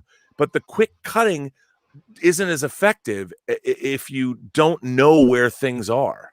You have to establish a line of access, and that access line can move as long as you establish the first point of it. And that's the one thing that you kind of miss when you throw 8 cameras in one scene. It's like, okay, 100%. which one's going to be our dominant camera that we're going to that we're going to use to establish the line of access, so to speak. And then how are we going to? What's the next camera we go to after that to follow the line so that our audience knows the geography of the scene? Yes, and this is what real film directing is. I mean, this is why you work with fight choreographers. And I think, when the Wachowskis were making The Matrix and they're working with like Yen Wo-ping, they were able to do that. They had longer takes, and you got to see. I mean, they were doing wire work, but you got to see people interacting. And Keanu Reeves, that's why and Carrie-Anne Moss, that's why they trained so hard so they could do. And the same was true. Like if there's a scene in the Graham Norton show. I love the Graham Norton show. It's my favorite of all celebrity talk shows. Ewan McGregor was once on the Graham Norton show, and they gave him a lightsaber, like a toy lightsaber. I saw that one, yeah. And he can wield that lightsaber. Yeah. Even Still. now, and you watch him, he can spin it around, and those lightsaber fights were choreographed, and they left a lot of those where you actually see 1, 2, 3, you see parries and feints and defense, whatever, and you get the sense that these guys really knew what they were doing. Or like the sword fights, terrible movie, but in Die Another Day, the sword fight between Toby Jones and Pierce Brosnan, there's some wicked action in that because there's long takes. And I miss that. John Woo, Hard Boiled, the gun battle in the hospital is like one long take, and it's great. And that's when you feel it, because cut. All you're doing is Kill Bill. Your senses Kill are being Bill. Kill Bill. The fights in that are great too. Well, Even the movie I was watching earlier today, the Mask of Zorro, in the center of the Mesieta, that was a great fight. Yep. Oh Rodriguez, yeah, and Rodriguez does that so well. Yeah, I mean, and that's sorry. I'm just answering That's fine. We got a couple super chats here while you're doing that. Anyway, Lucas Bachman says with $5. Speaking of civilian predators, I wonder what Wookiees watch on TV. Cooking shows, I suspect. How to make pork. Anthony Rinaldi sends us a $2.99 donation. Thank you so much. Mr. Tuckle Trunk says MOON. That spells hack job. Sure does. Well, I mean, it looks good. And it looks great. But to be fair, they've got great VFX and all that. J.K. Simmons was great in his little role. I mean, playing the Ed Harris doctor too. Yeah, the other doctor too in that bit. I thought that was a good kind of twist. I don't know how the character is in the book, but I don't know if they amalgamized characters in the original one. But he was kind of an asshole in the original Stan, and then I like how he is here. They're like the little friendship they got going. Yeah.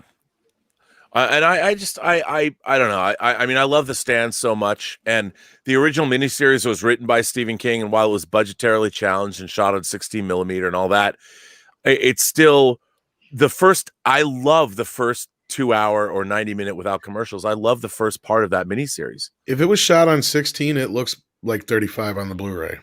Yeah, the Blu-ray restoration of Mick Garris's The Stand is great. Yeah.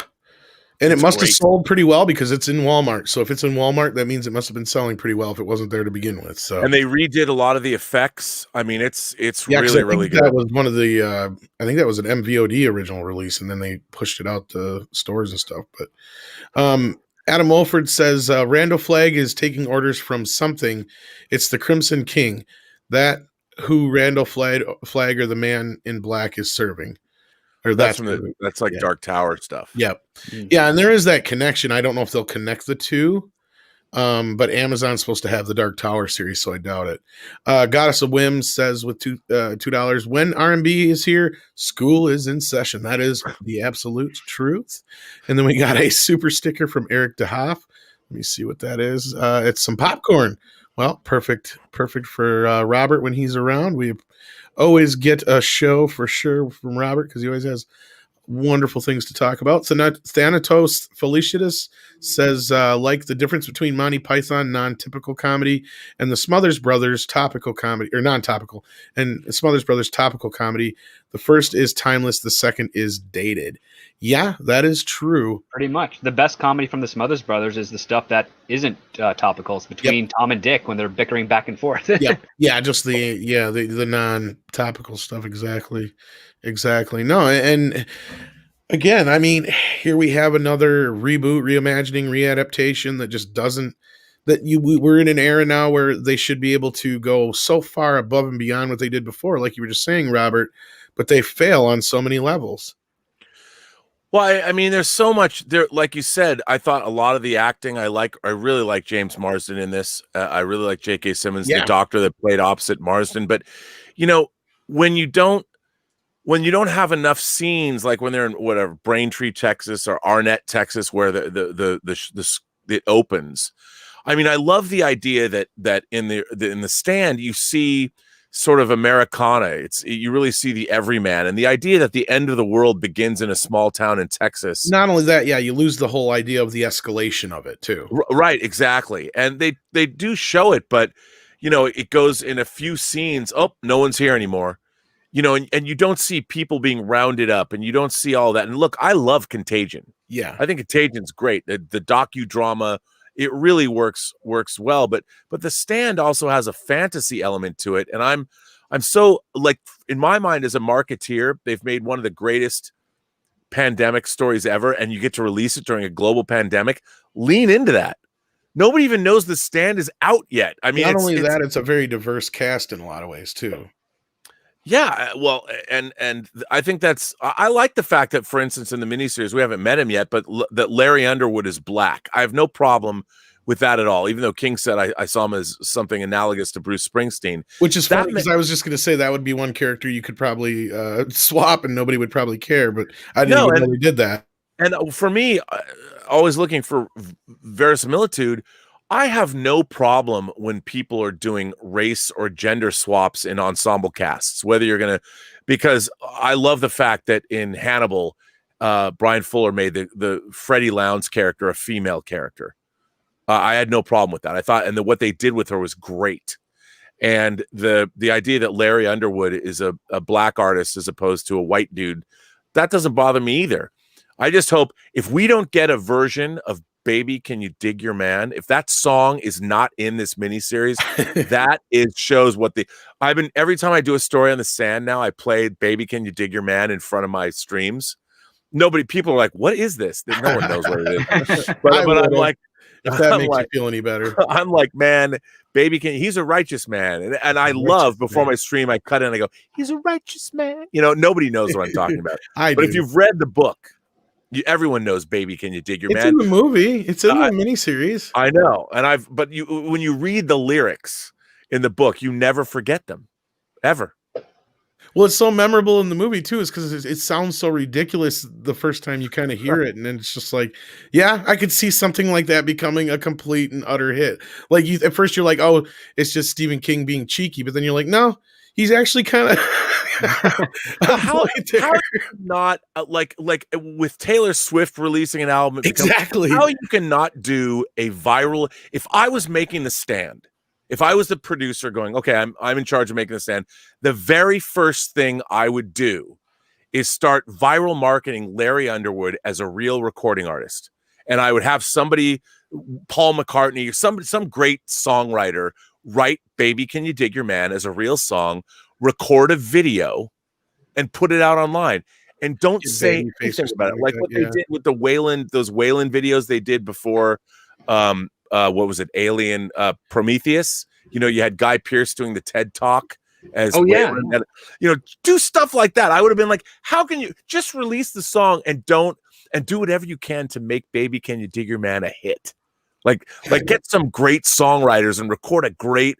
Well, since our Larry Underwood's a black guy now, make it some bitchin' like awesome Carlos Santana meets Earth, Wind, and Fire jam with a little Prince thrown in and maybe a little I don't know, Public Enemy. Make some just killer track and make "Baby Can You Dig Your Man" this awesome song. So people are like really Uptown want that Funk song. was, you know, like Bruno Mars. Bruno Mars. That's what I was trying to think. That of. would be it. Like do some like oh man, that's Mecca. That is exactly right. I was That's trying to think it. of his name. That is it. Bruno Mars, like Drake. oh yeah, Drake, yeah. And just release it. And you should have released it 6 months ago. And that's all. Don't say anything. Just release "Baby Can You Dig Your Man." There you go. You know what? Garth Brooks tried that and it didn't work out well. But I agree with you. They should have done some more viral marketing with this movie. It could have really took off. I'm the one guy thinking Gary Clark Jr., Sure. but that's just me. Yeah, it's just because you're old, Rob. Willie Woodward says I'm in old, Fidelity. man, but I'm telling you. Yeah, but you're young at heart. Damn R&B. Every time you're on Mead, my mind goes blank on stuff to ask you. Blows my mind. Yeah, he always has some good tidbits. And by the way, Willie Woodward is a great name. Yeah, he's awesome. Willie Woodward. I wonder if that's his real name. If my name was Willie Woodward, I'd tell everybody that. You know, I never asked him if that was his real. I know Willie's his first name. What a great name, Willie Woodward. I love Willie that. Woodward. Yeah, it is a very like tonight on the Tonight Show with Willie Woodward. I know, right?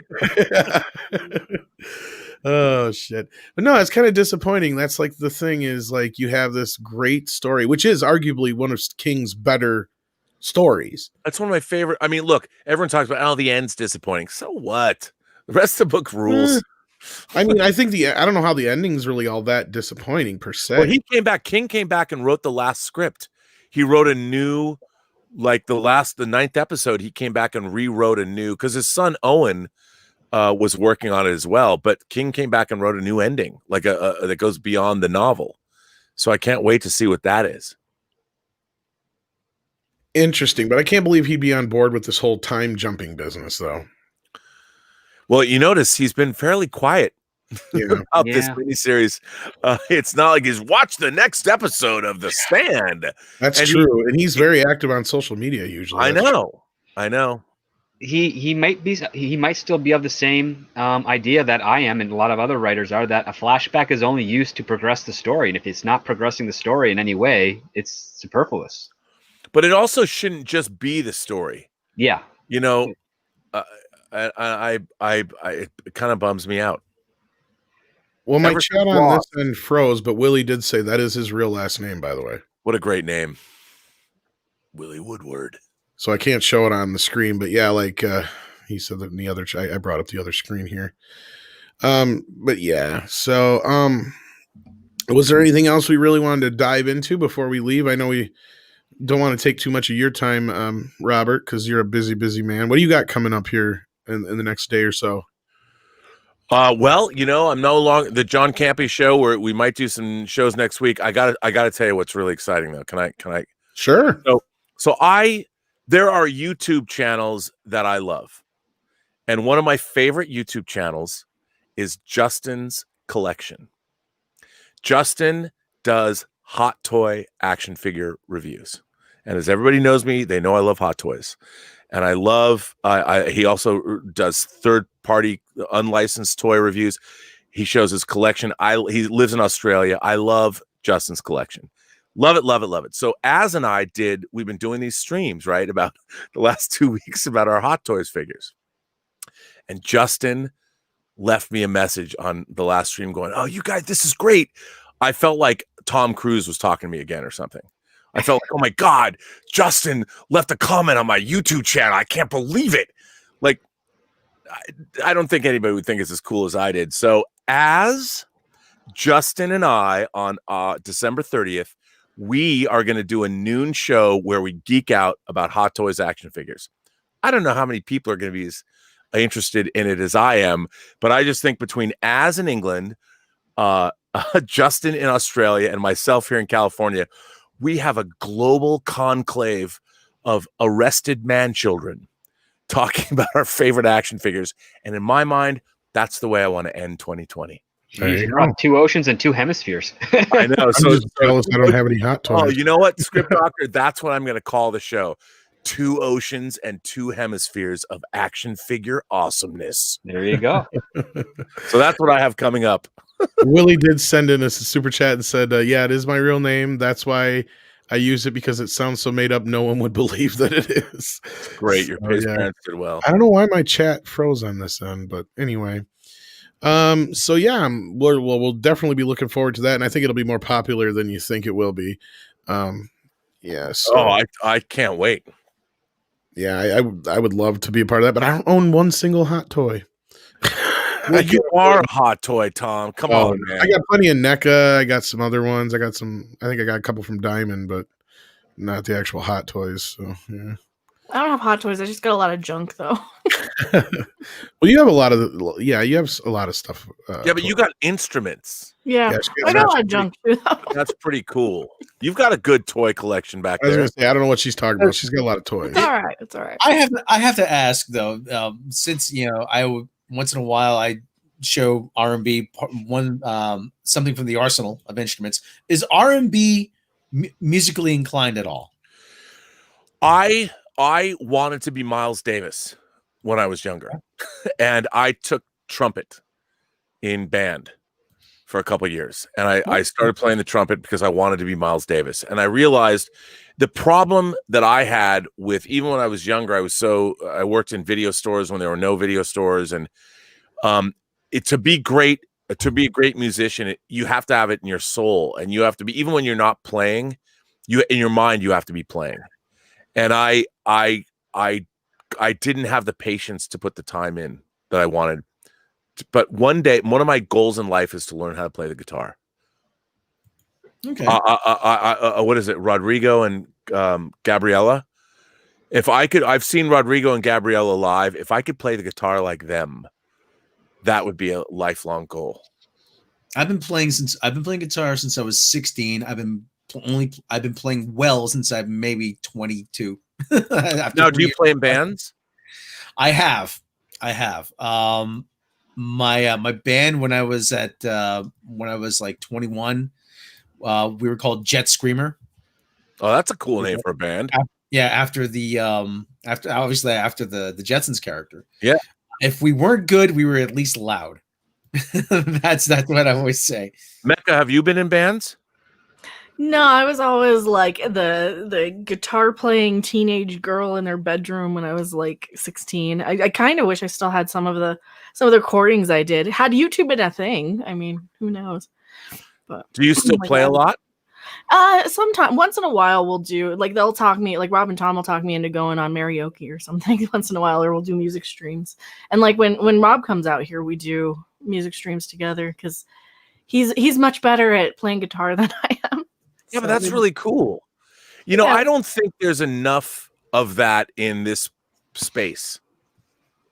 Like, look, I don't think people should start filk singing. I don't like that. But I'd be curious. I'd love to watch the two of you guys get together and play. I think that'd be really cool. Yeah, next time we're in the same room, probably. One of the things is I fully acknowledge I don't have that good a singing voice, because oftentimes I will try to do something out of my range, because I'm such a huge fan of the Beatles and Cheap Trick and guys and Badfinger. I get scared. Have any of you got the new Paul McCartney album?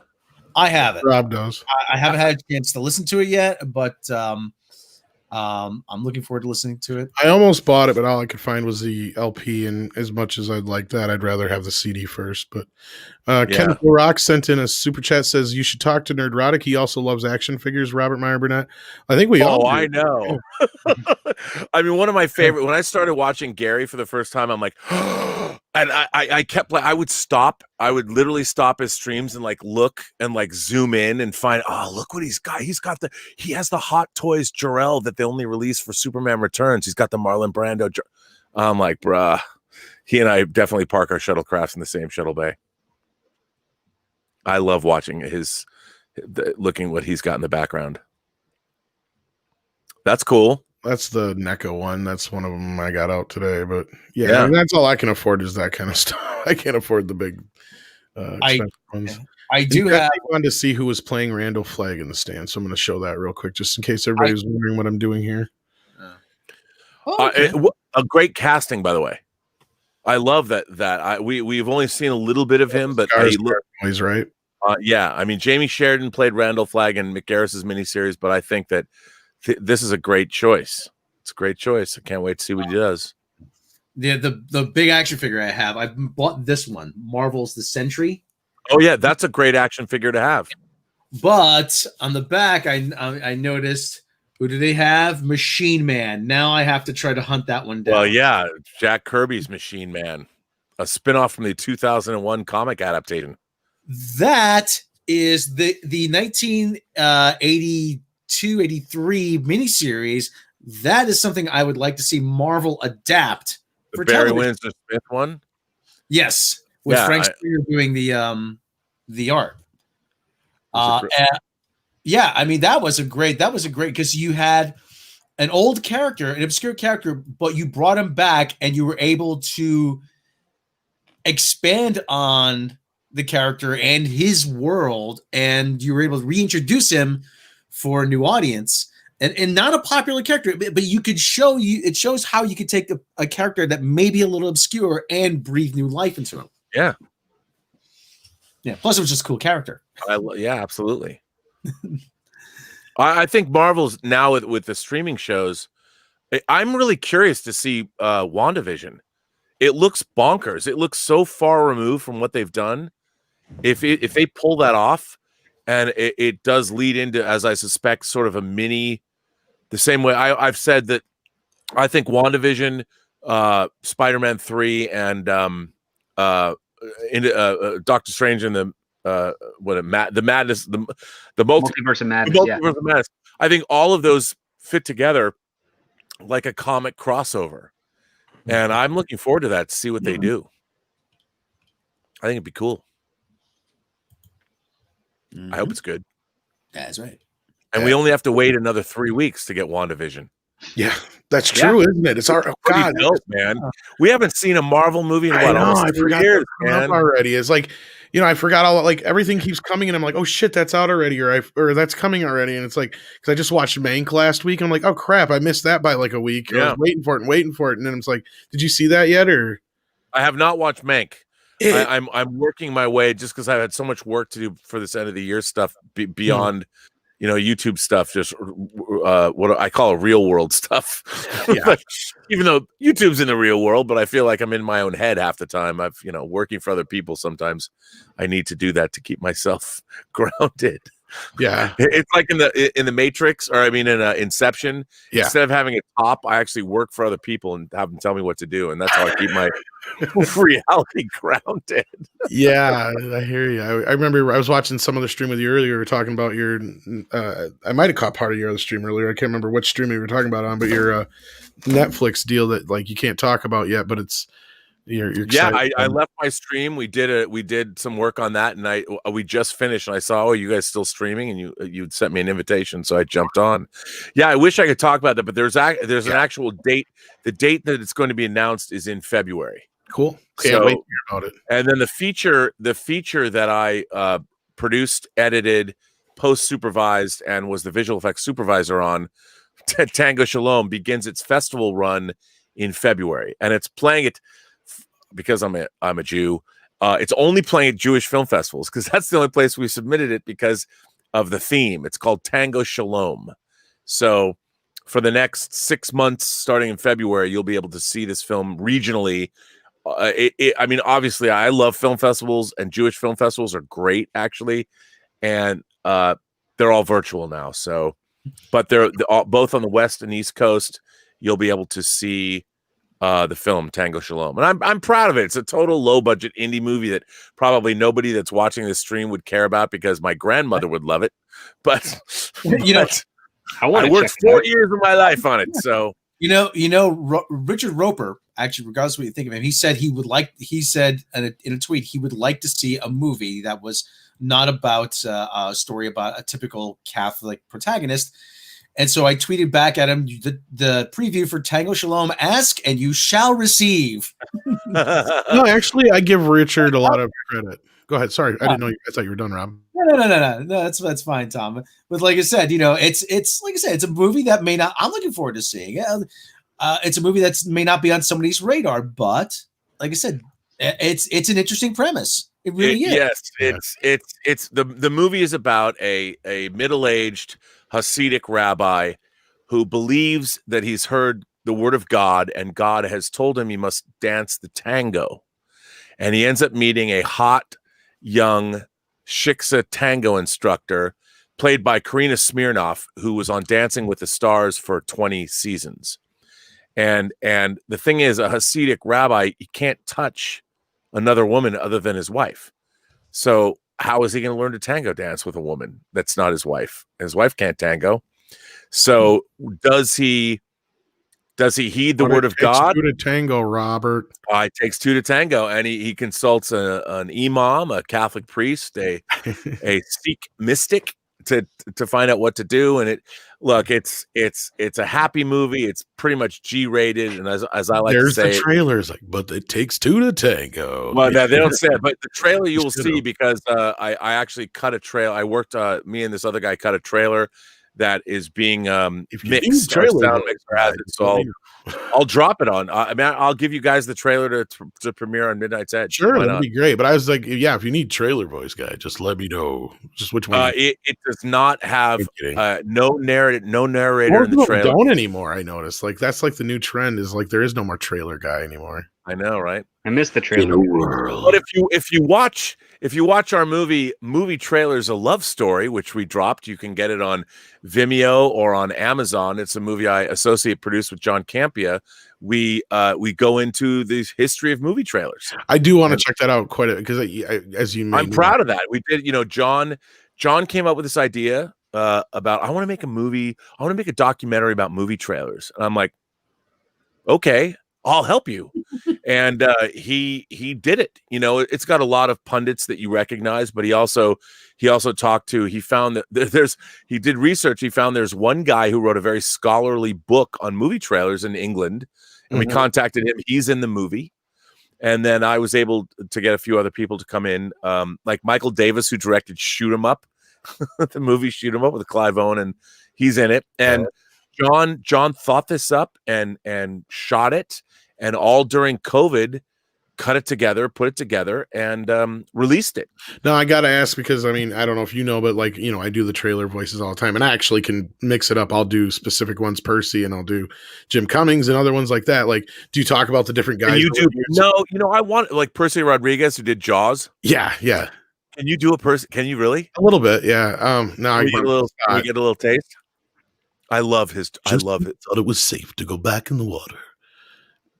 That's pretty good. God gave him. God, what is it? God gave him. Oh, like I just did it the other night. Son of a bitch. Percy Rodriguez made him he was the guest star of an episode of the original Star Trek. Yeah, he's awesome. I love it. He was in Court Martial.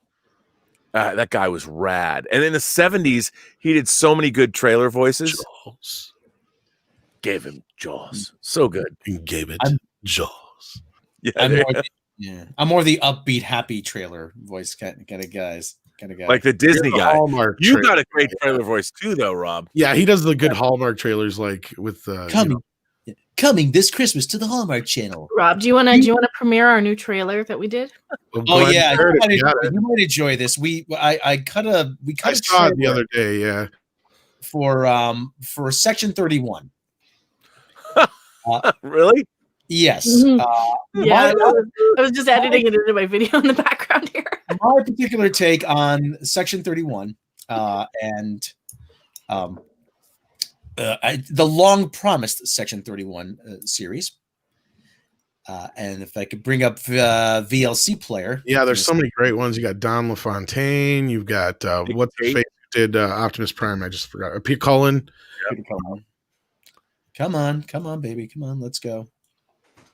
What's camera on? Oh, here we go. Here it comes. Phrasing. When things are so scary, you can't face them anymore. It's Scary the movie. I don't know. Like that. Peter Cullen would do the good ones too. Yeah. Hey kids, that wacky JoJo is back, and she's bringing. Yeah. Well, I got to share the screen here, so I mean. And probably turn off your voice meter so it doesn't echo. I already love it. Yeah, well, okay. Application window. I'll make sure I'm not sharing porn.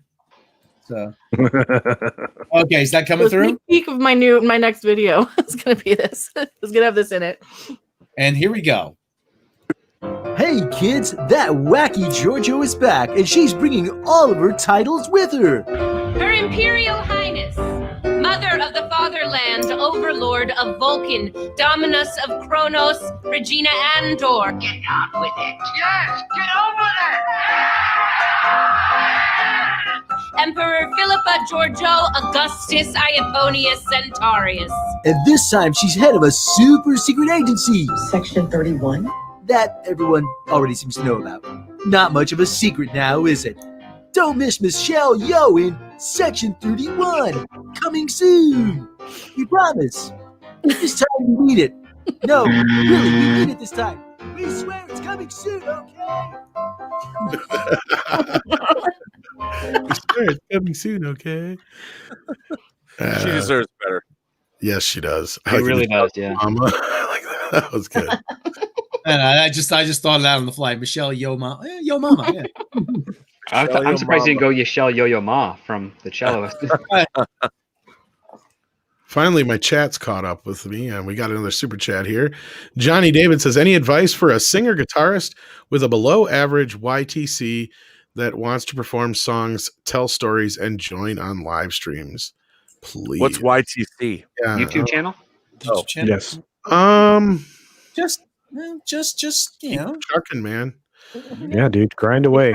Community A and lot of invite people- 'em on A and- lot of people like it when you talk about gear. When you talk about your gear, where you bought it, how long you've had it, what you've done to it. I mean, just give a little, give a little bit. Yes. Yeah, let's Yeah, let's there you Give a little bit of my life to you. Yeah. Yeah. All right.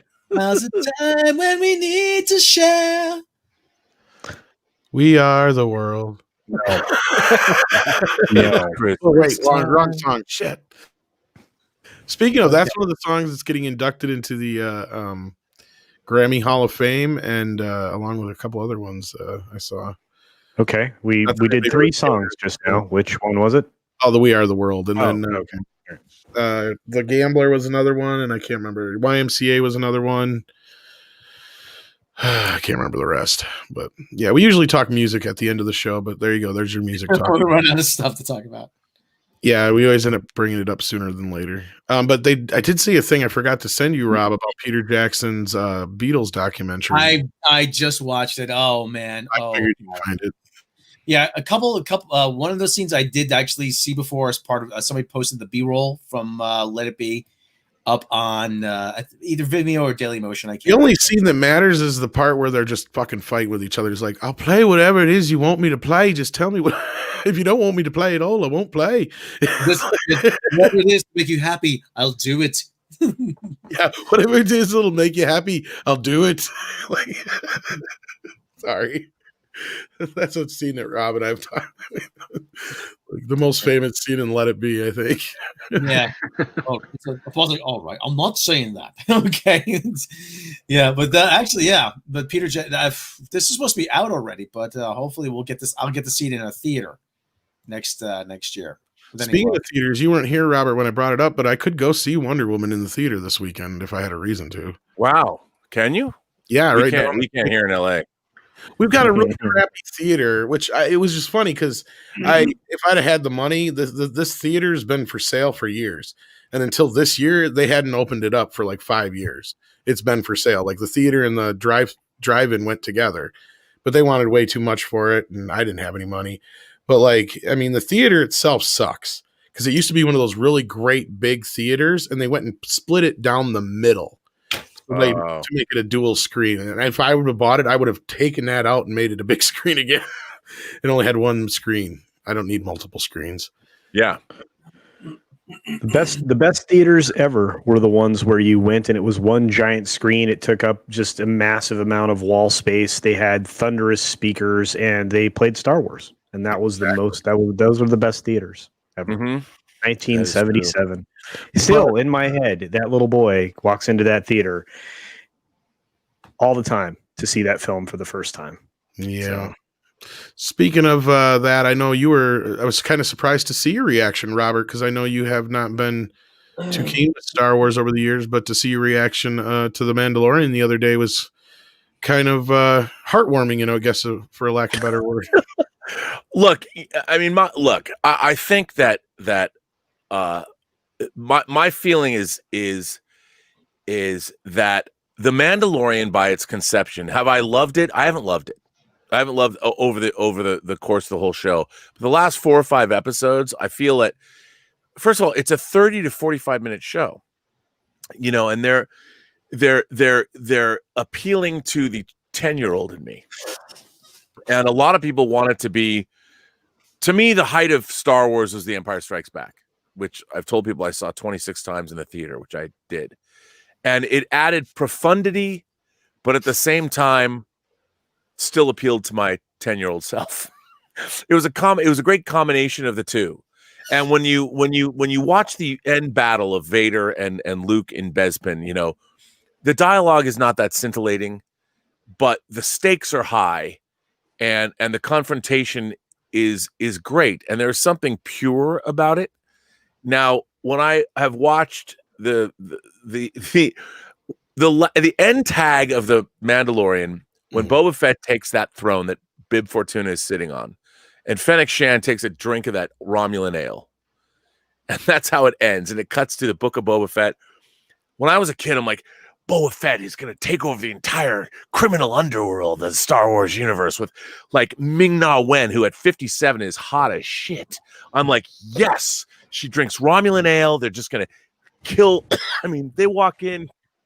I didn't even know Bib Fortuna was still alive. No, I thought he died. It was Yeah, so he awesome. was It on was the so sail awesome. barge, but I guess in EU he was brought back. You free the Twi'lek dancing girl, and you murder Bib Fortuna.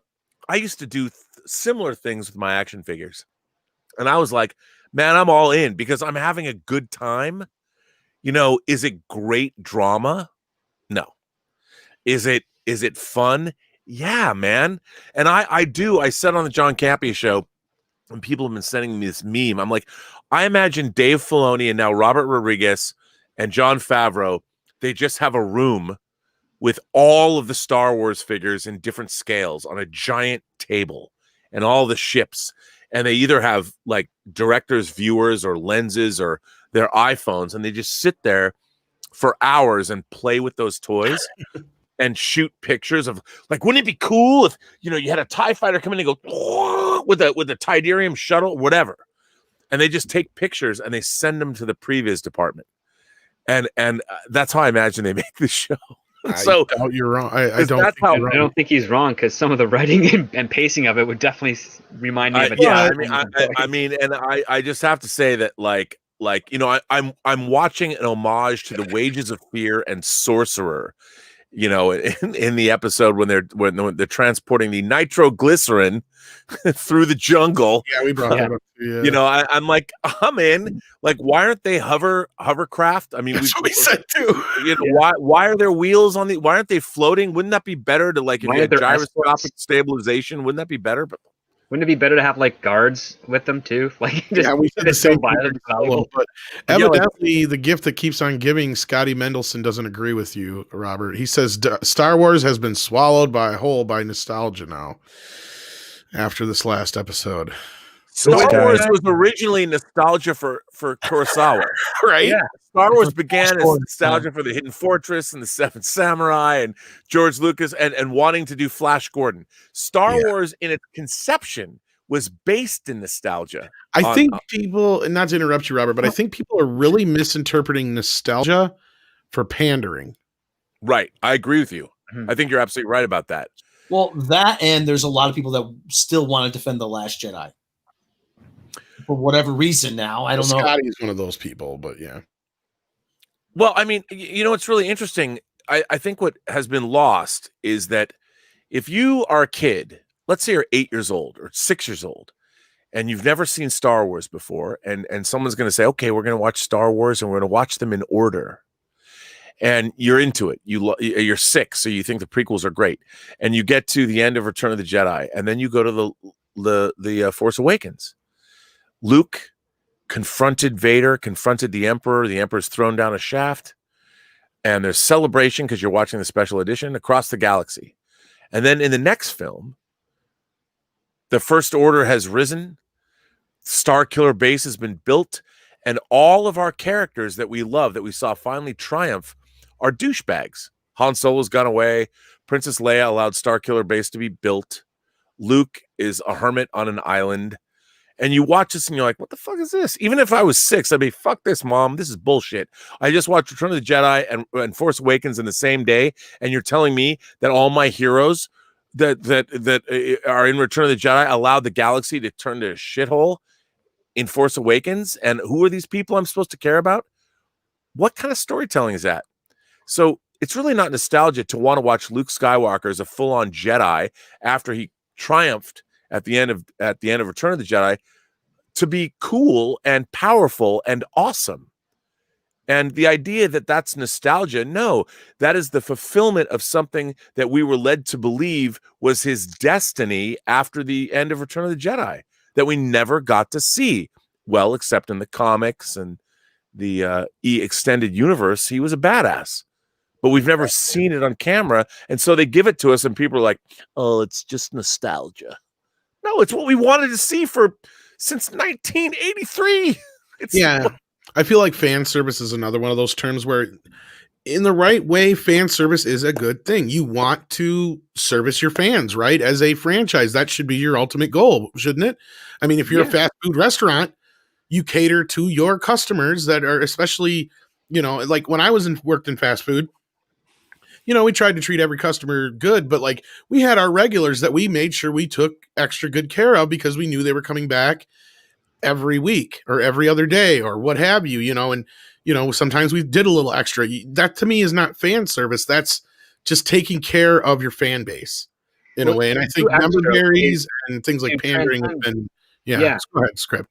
To do extra is to transcend fan service. If you're going to do something that fans want to see and you give it some meaning and heart and relevance to the story, that's not fan service. Fan service is just having, it would be literally having Luke show up, not do anything, just say, hey, I'm here, and then walk away. Yeah. It would be like the barest of minimum would be fan service. Yeah, and Mr. Tickletrink brings up here nostalgia, pandering, and fan service isn't what the Luke moment was about. A lot of fans actually cried. That's emotional attachment to a real hero. Absolutely. And again, I still don't feel like fan service should be taken in a bad connotation here. Like there's nothing. I teared up. I thought that was so bad. When that X-Wing flew into the hangar, I'm like, well, look at things like Cobra Kai and stuff like that. Would you call that fan service? I wouldn't, but I still feel like it really fulfills the fan base that was there for Karate Kid. Plus it created a whole new one. That Cobra Kai exists is miraculous. Exactly my point. Yes. The fact that they got that made, and it proves that the people that they love the Karate Kid franchise, they love it. And that's why it works. And it paid complete respect to it. That's the first thing. And it's building off of it too. It's not just repeating moments. It's actually building something new, and it draws on that foundation to expand. That's what you're supposed to be doing when you make follow-up films or episodes to your series. You say, okay, this is what has come now. What can we do with that? What can we make it go further? How can we push it? How can we give something new? That's why I love the old Planet of the Apes series, as cheesy as it can be at times. Yeah. Is it just kept building on itself. It never looked back. It never repeated itself really. Well, except for those last two movies are a little, there's moments, but even those are two of my favorite I love all the series. Like I have a hard time picking, one over the other outside of the original, because each sequel has so many great things in it that, that isn't like the typical, well, we're just going to go have the same adventure again type sequel. Yeah. It's true. And it takes chances and all that kind of stuff. But I don't want to keep Robert any longer. And I know we all got things we've got to get done. Was there anything else besides that, Robert, you wanted to plug? I know you got your film. I've been running a film festival, the first Intergalactic Imagination Connoisseurs Film Festival. I've been getting We've been only doing it for 2.5 months, but I've been getting all the films are in. There's some really great films from fans just like you, people that picked up cameras, and some of them made films for the very first time. They're wildly divergent films. We had our first animated film, and they're all up on my website. If you go to not my website, well, they're on the website too, but if you go to my YouTube page, The Burnett Work, you can see these films, and I really want to get some more eyeballs on them because there's a lot of really talented people who'd never made movies before, and there's one, the last film I put up, There's Something in the Silence. I was quite taken aback by it. It's only 8 minutes long. It's a lot of fun. And The Pale Man, which is an animated film, check that out. I'm dropping some more, and there's they're people just like us, fans, people who never thought about making movies. Some people did, but people who never thought about making films made their first film. Ascent. It's just great stuff. So go support your fellow filmmakers. It's free. It's just on my YouTube channel. If like the next Tarantino comes out of this or something. Well, Never know. you never know. I mean, if anything, inspiring people to just pick up. Maybe it's the beginning of their journey. And there's some really cool things that I'm very proud of. I'm very proud of all the people out there, all of you out there that made films. And we're going to do it again. We're going to do it. The next film festival due date is July 7th. But we're going to keep it going. Yeah, that's awesome. Mecca, you got anything on the plate coming up? Many videos. Not Deep Space Nine. Section 31. There's a board game we're talking about. I'm sure I'm making like 27 other videos that I've completely forgotten about. But yeah. All right, Culture. You got anything going on? Well, just the normal. I mean, I've got the Wednesday video. Yeah. Oh, yeah. You and I are together. Try to be there for once. Well, hey, no, dude. If you're sleeping, look, you don't sleep enough. We've had this conversation. No, it's fine. But really, tomorrow's entertainment talk, and then Wednesday's daily video, which we just shot in the face just a few minutes ago. So I'll have to come up with a new topic to talk about. But no. I'm looking forward to the end of the year, to be honest with you. This year can't get over fast enough. I'm going to try to spread some Christmas cheer or some joy for any other holiday you might be celebrating, Hanukkah, etc. Whatever it is that happens to be. You need to get consent first before you spread that. No. It's not that kind of spread. But no, it's but that's my goal. So Friday I'm going to have a show. Saturday I'm going to have a show. We're gonna do the regular thing because people deserve an escape. We aren't getting one. I've tried to hit the eject button a bunch of times on this year, so hopefully, I can cheer some people up on Friday, and we'll go from there. So, yeah. And then Sunday, I think I'm doing the end of the year show for the Culture Review. The Sunday Culture Review is going to be the year in review, essentially. So that'll be fun. And I'll try to bring in some guests, like maybe yourself and others. I don't know. Some people don't like to work Sunday, but I work 7 days a week, so it doesn't matter to me. If I'm available, I'll be there. Script, you got anything coming up? Yeah, I'm toiling away on doing the 2-part coverage of Terra Firma from Star Trek Discovery, along with a review for the Mandalorian season finale. I'm going to take my time on some of those because I want to make sure I address them mostly for the writing quality, as opposed to a lot of the either joy or despicable emotions that I get when I watch Star Trek. I don't want that to dominate the content of that review. But yeah, I'll be focusing on that. So pay attention to my channel and my Twitter for when those drop. And that should be probably just after Christmas Day. Yeah. Awesome. So check all these folks' channels out if you haven't already. I want to thank Matt G for dropping all those links, and the other mods like Got Us a Whim, of course, and Jesse for hanging in there and doing their best. We had a heck of a crowd tonight, so thank you guys for doing an awesome job. And I want to thank Robert, and I want to thank also Big Sexy for coming in earlier from the Red Shirts, being our guest for a bit. Even though he's sick, we hope he gets well, and hopefully we'll have those guys on again real soon. And of course, I want to thank Culture for also popping in tonight as well, and all you guys for listening. If it wasn't for you guys, we couldn't do this stuff. So we appreciate it, and we appreciate all the super chats and all the love. So thank you so much. Rob, anything to say before we go?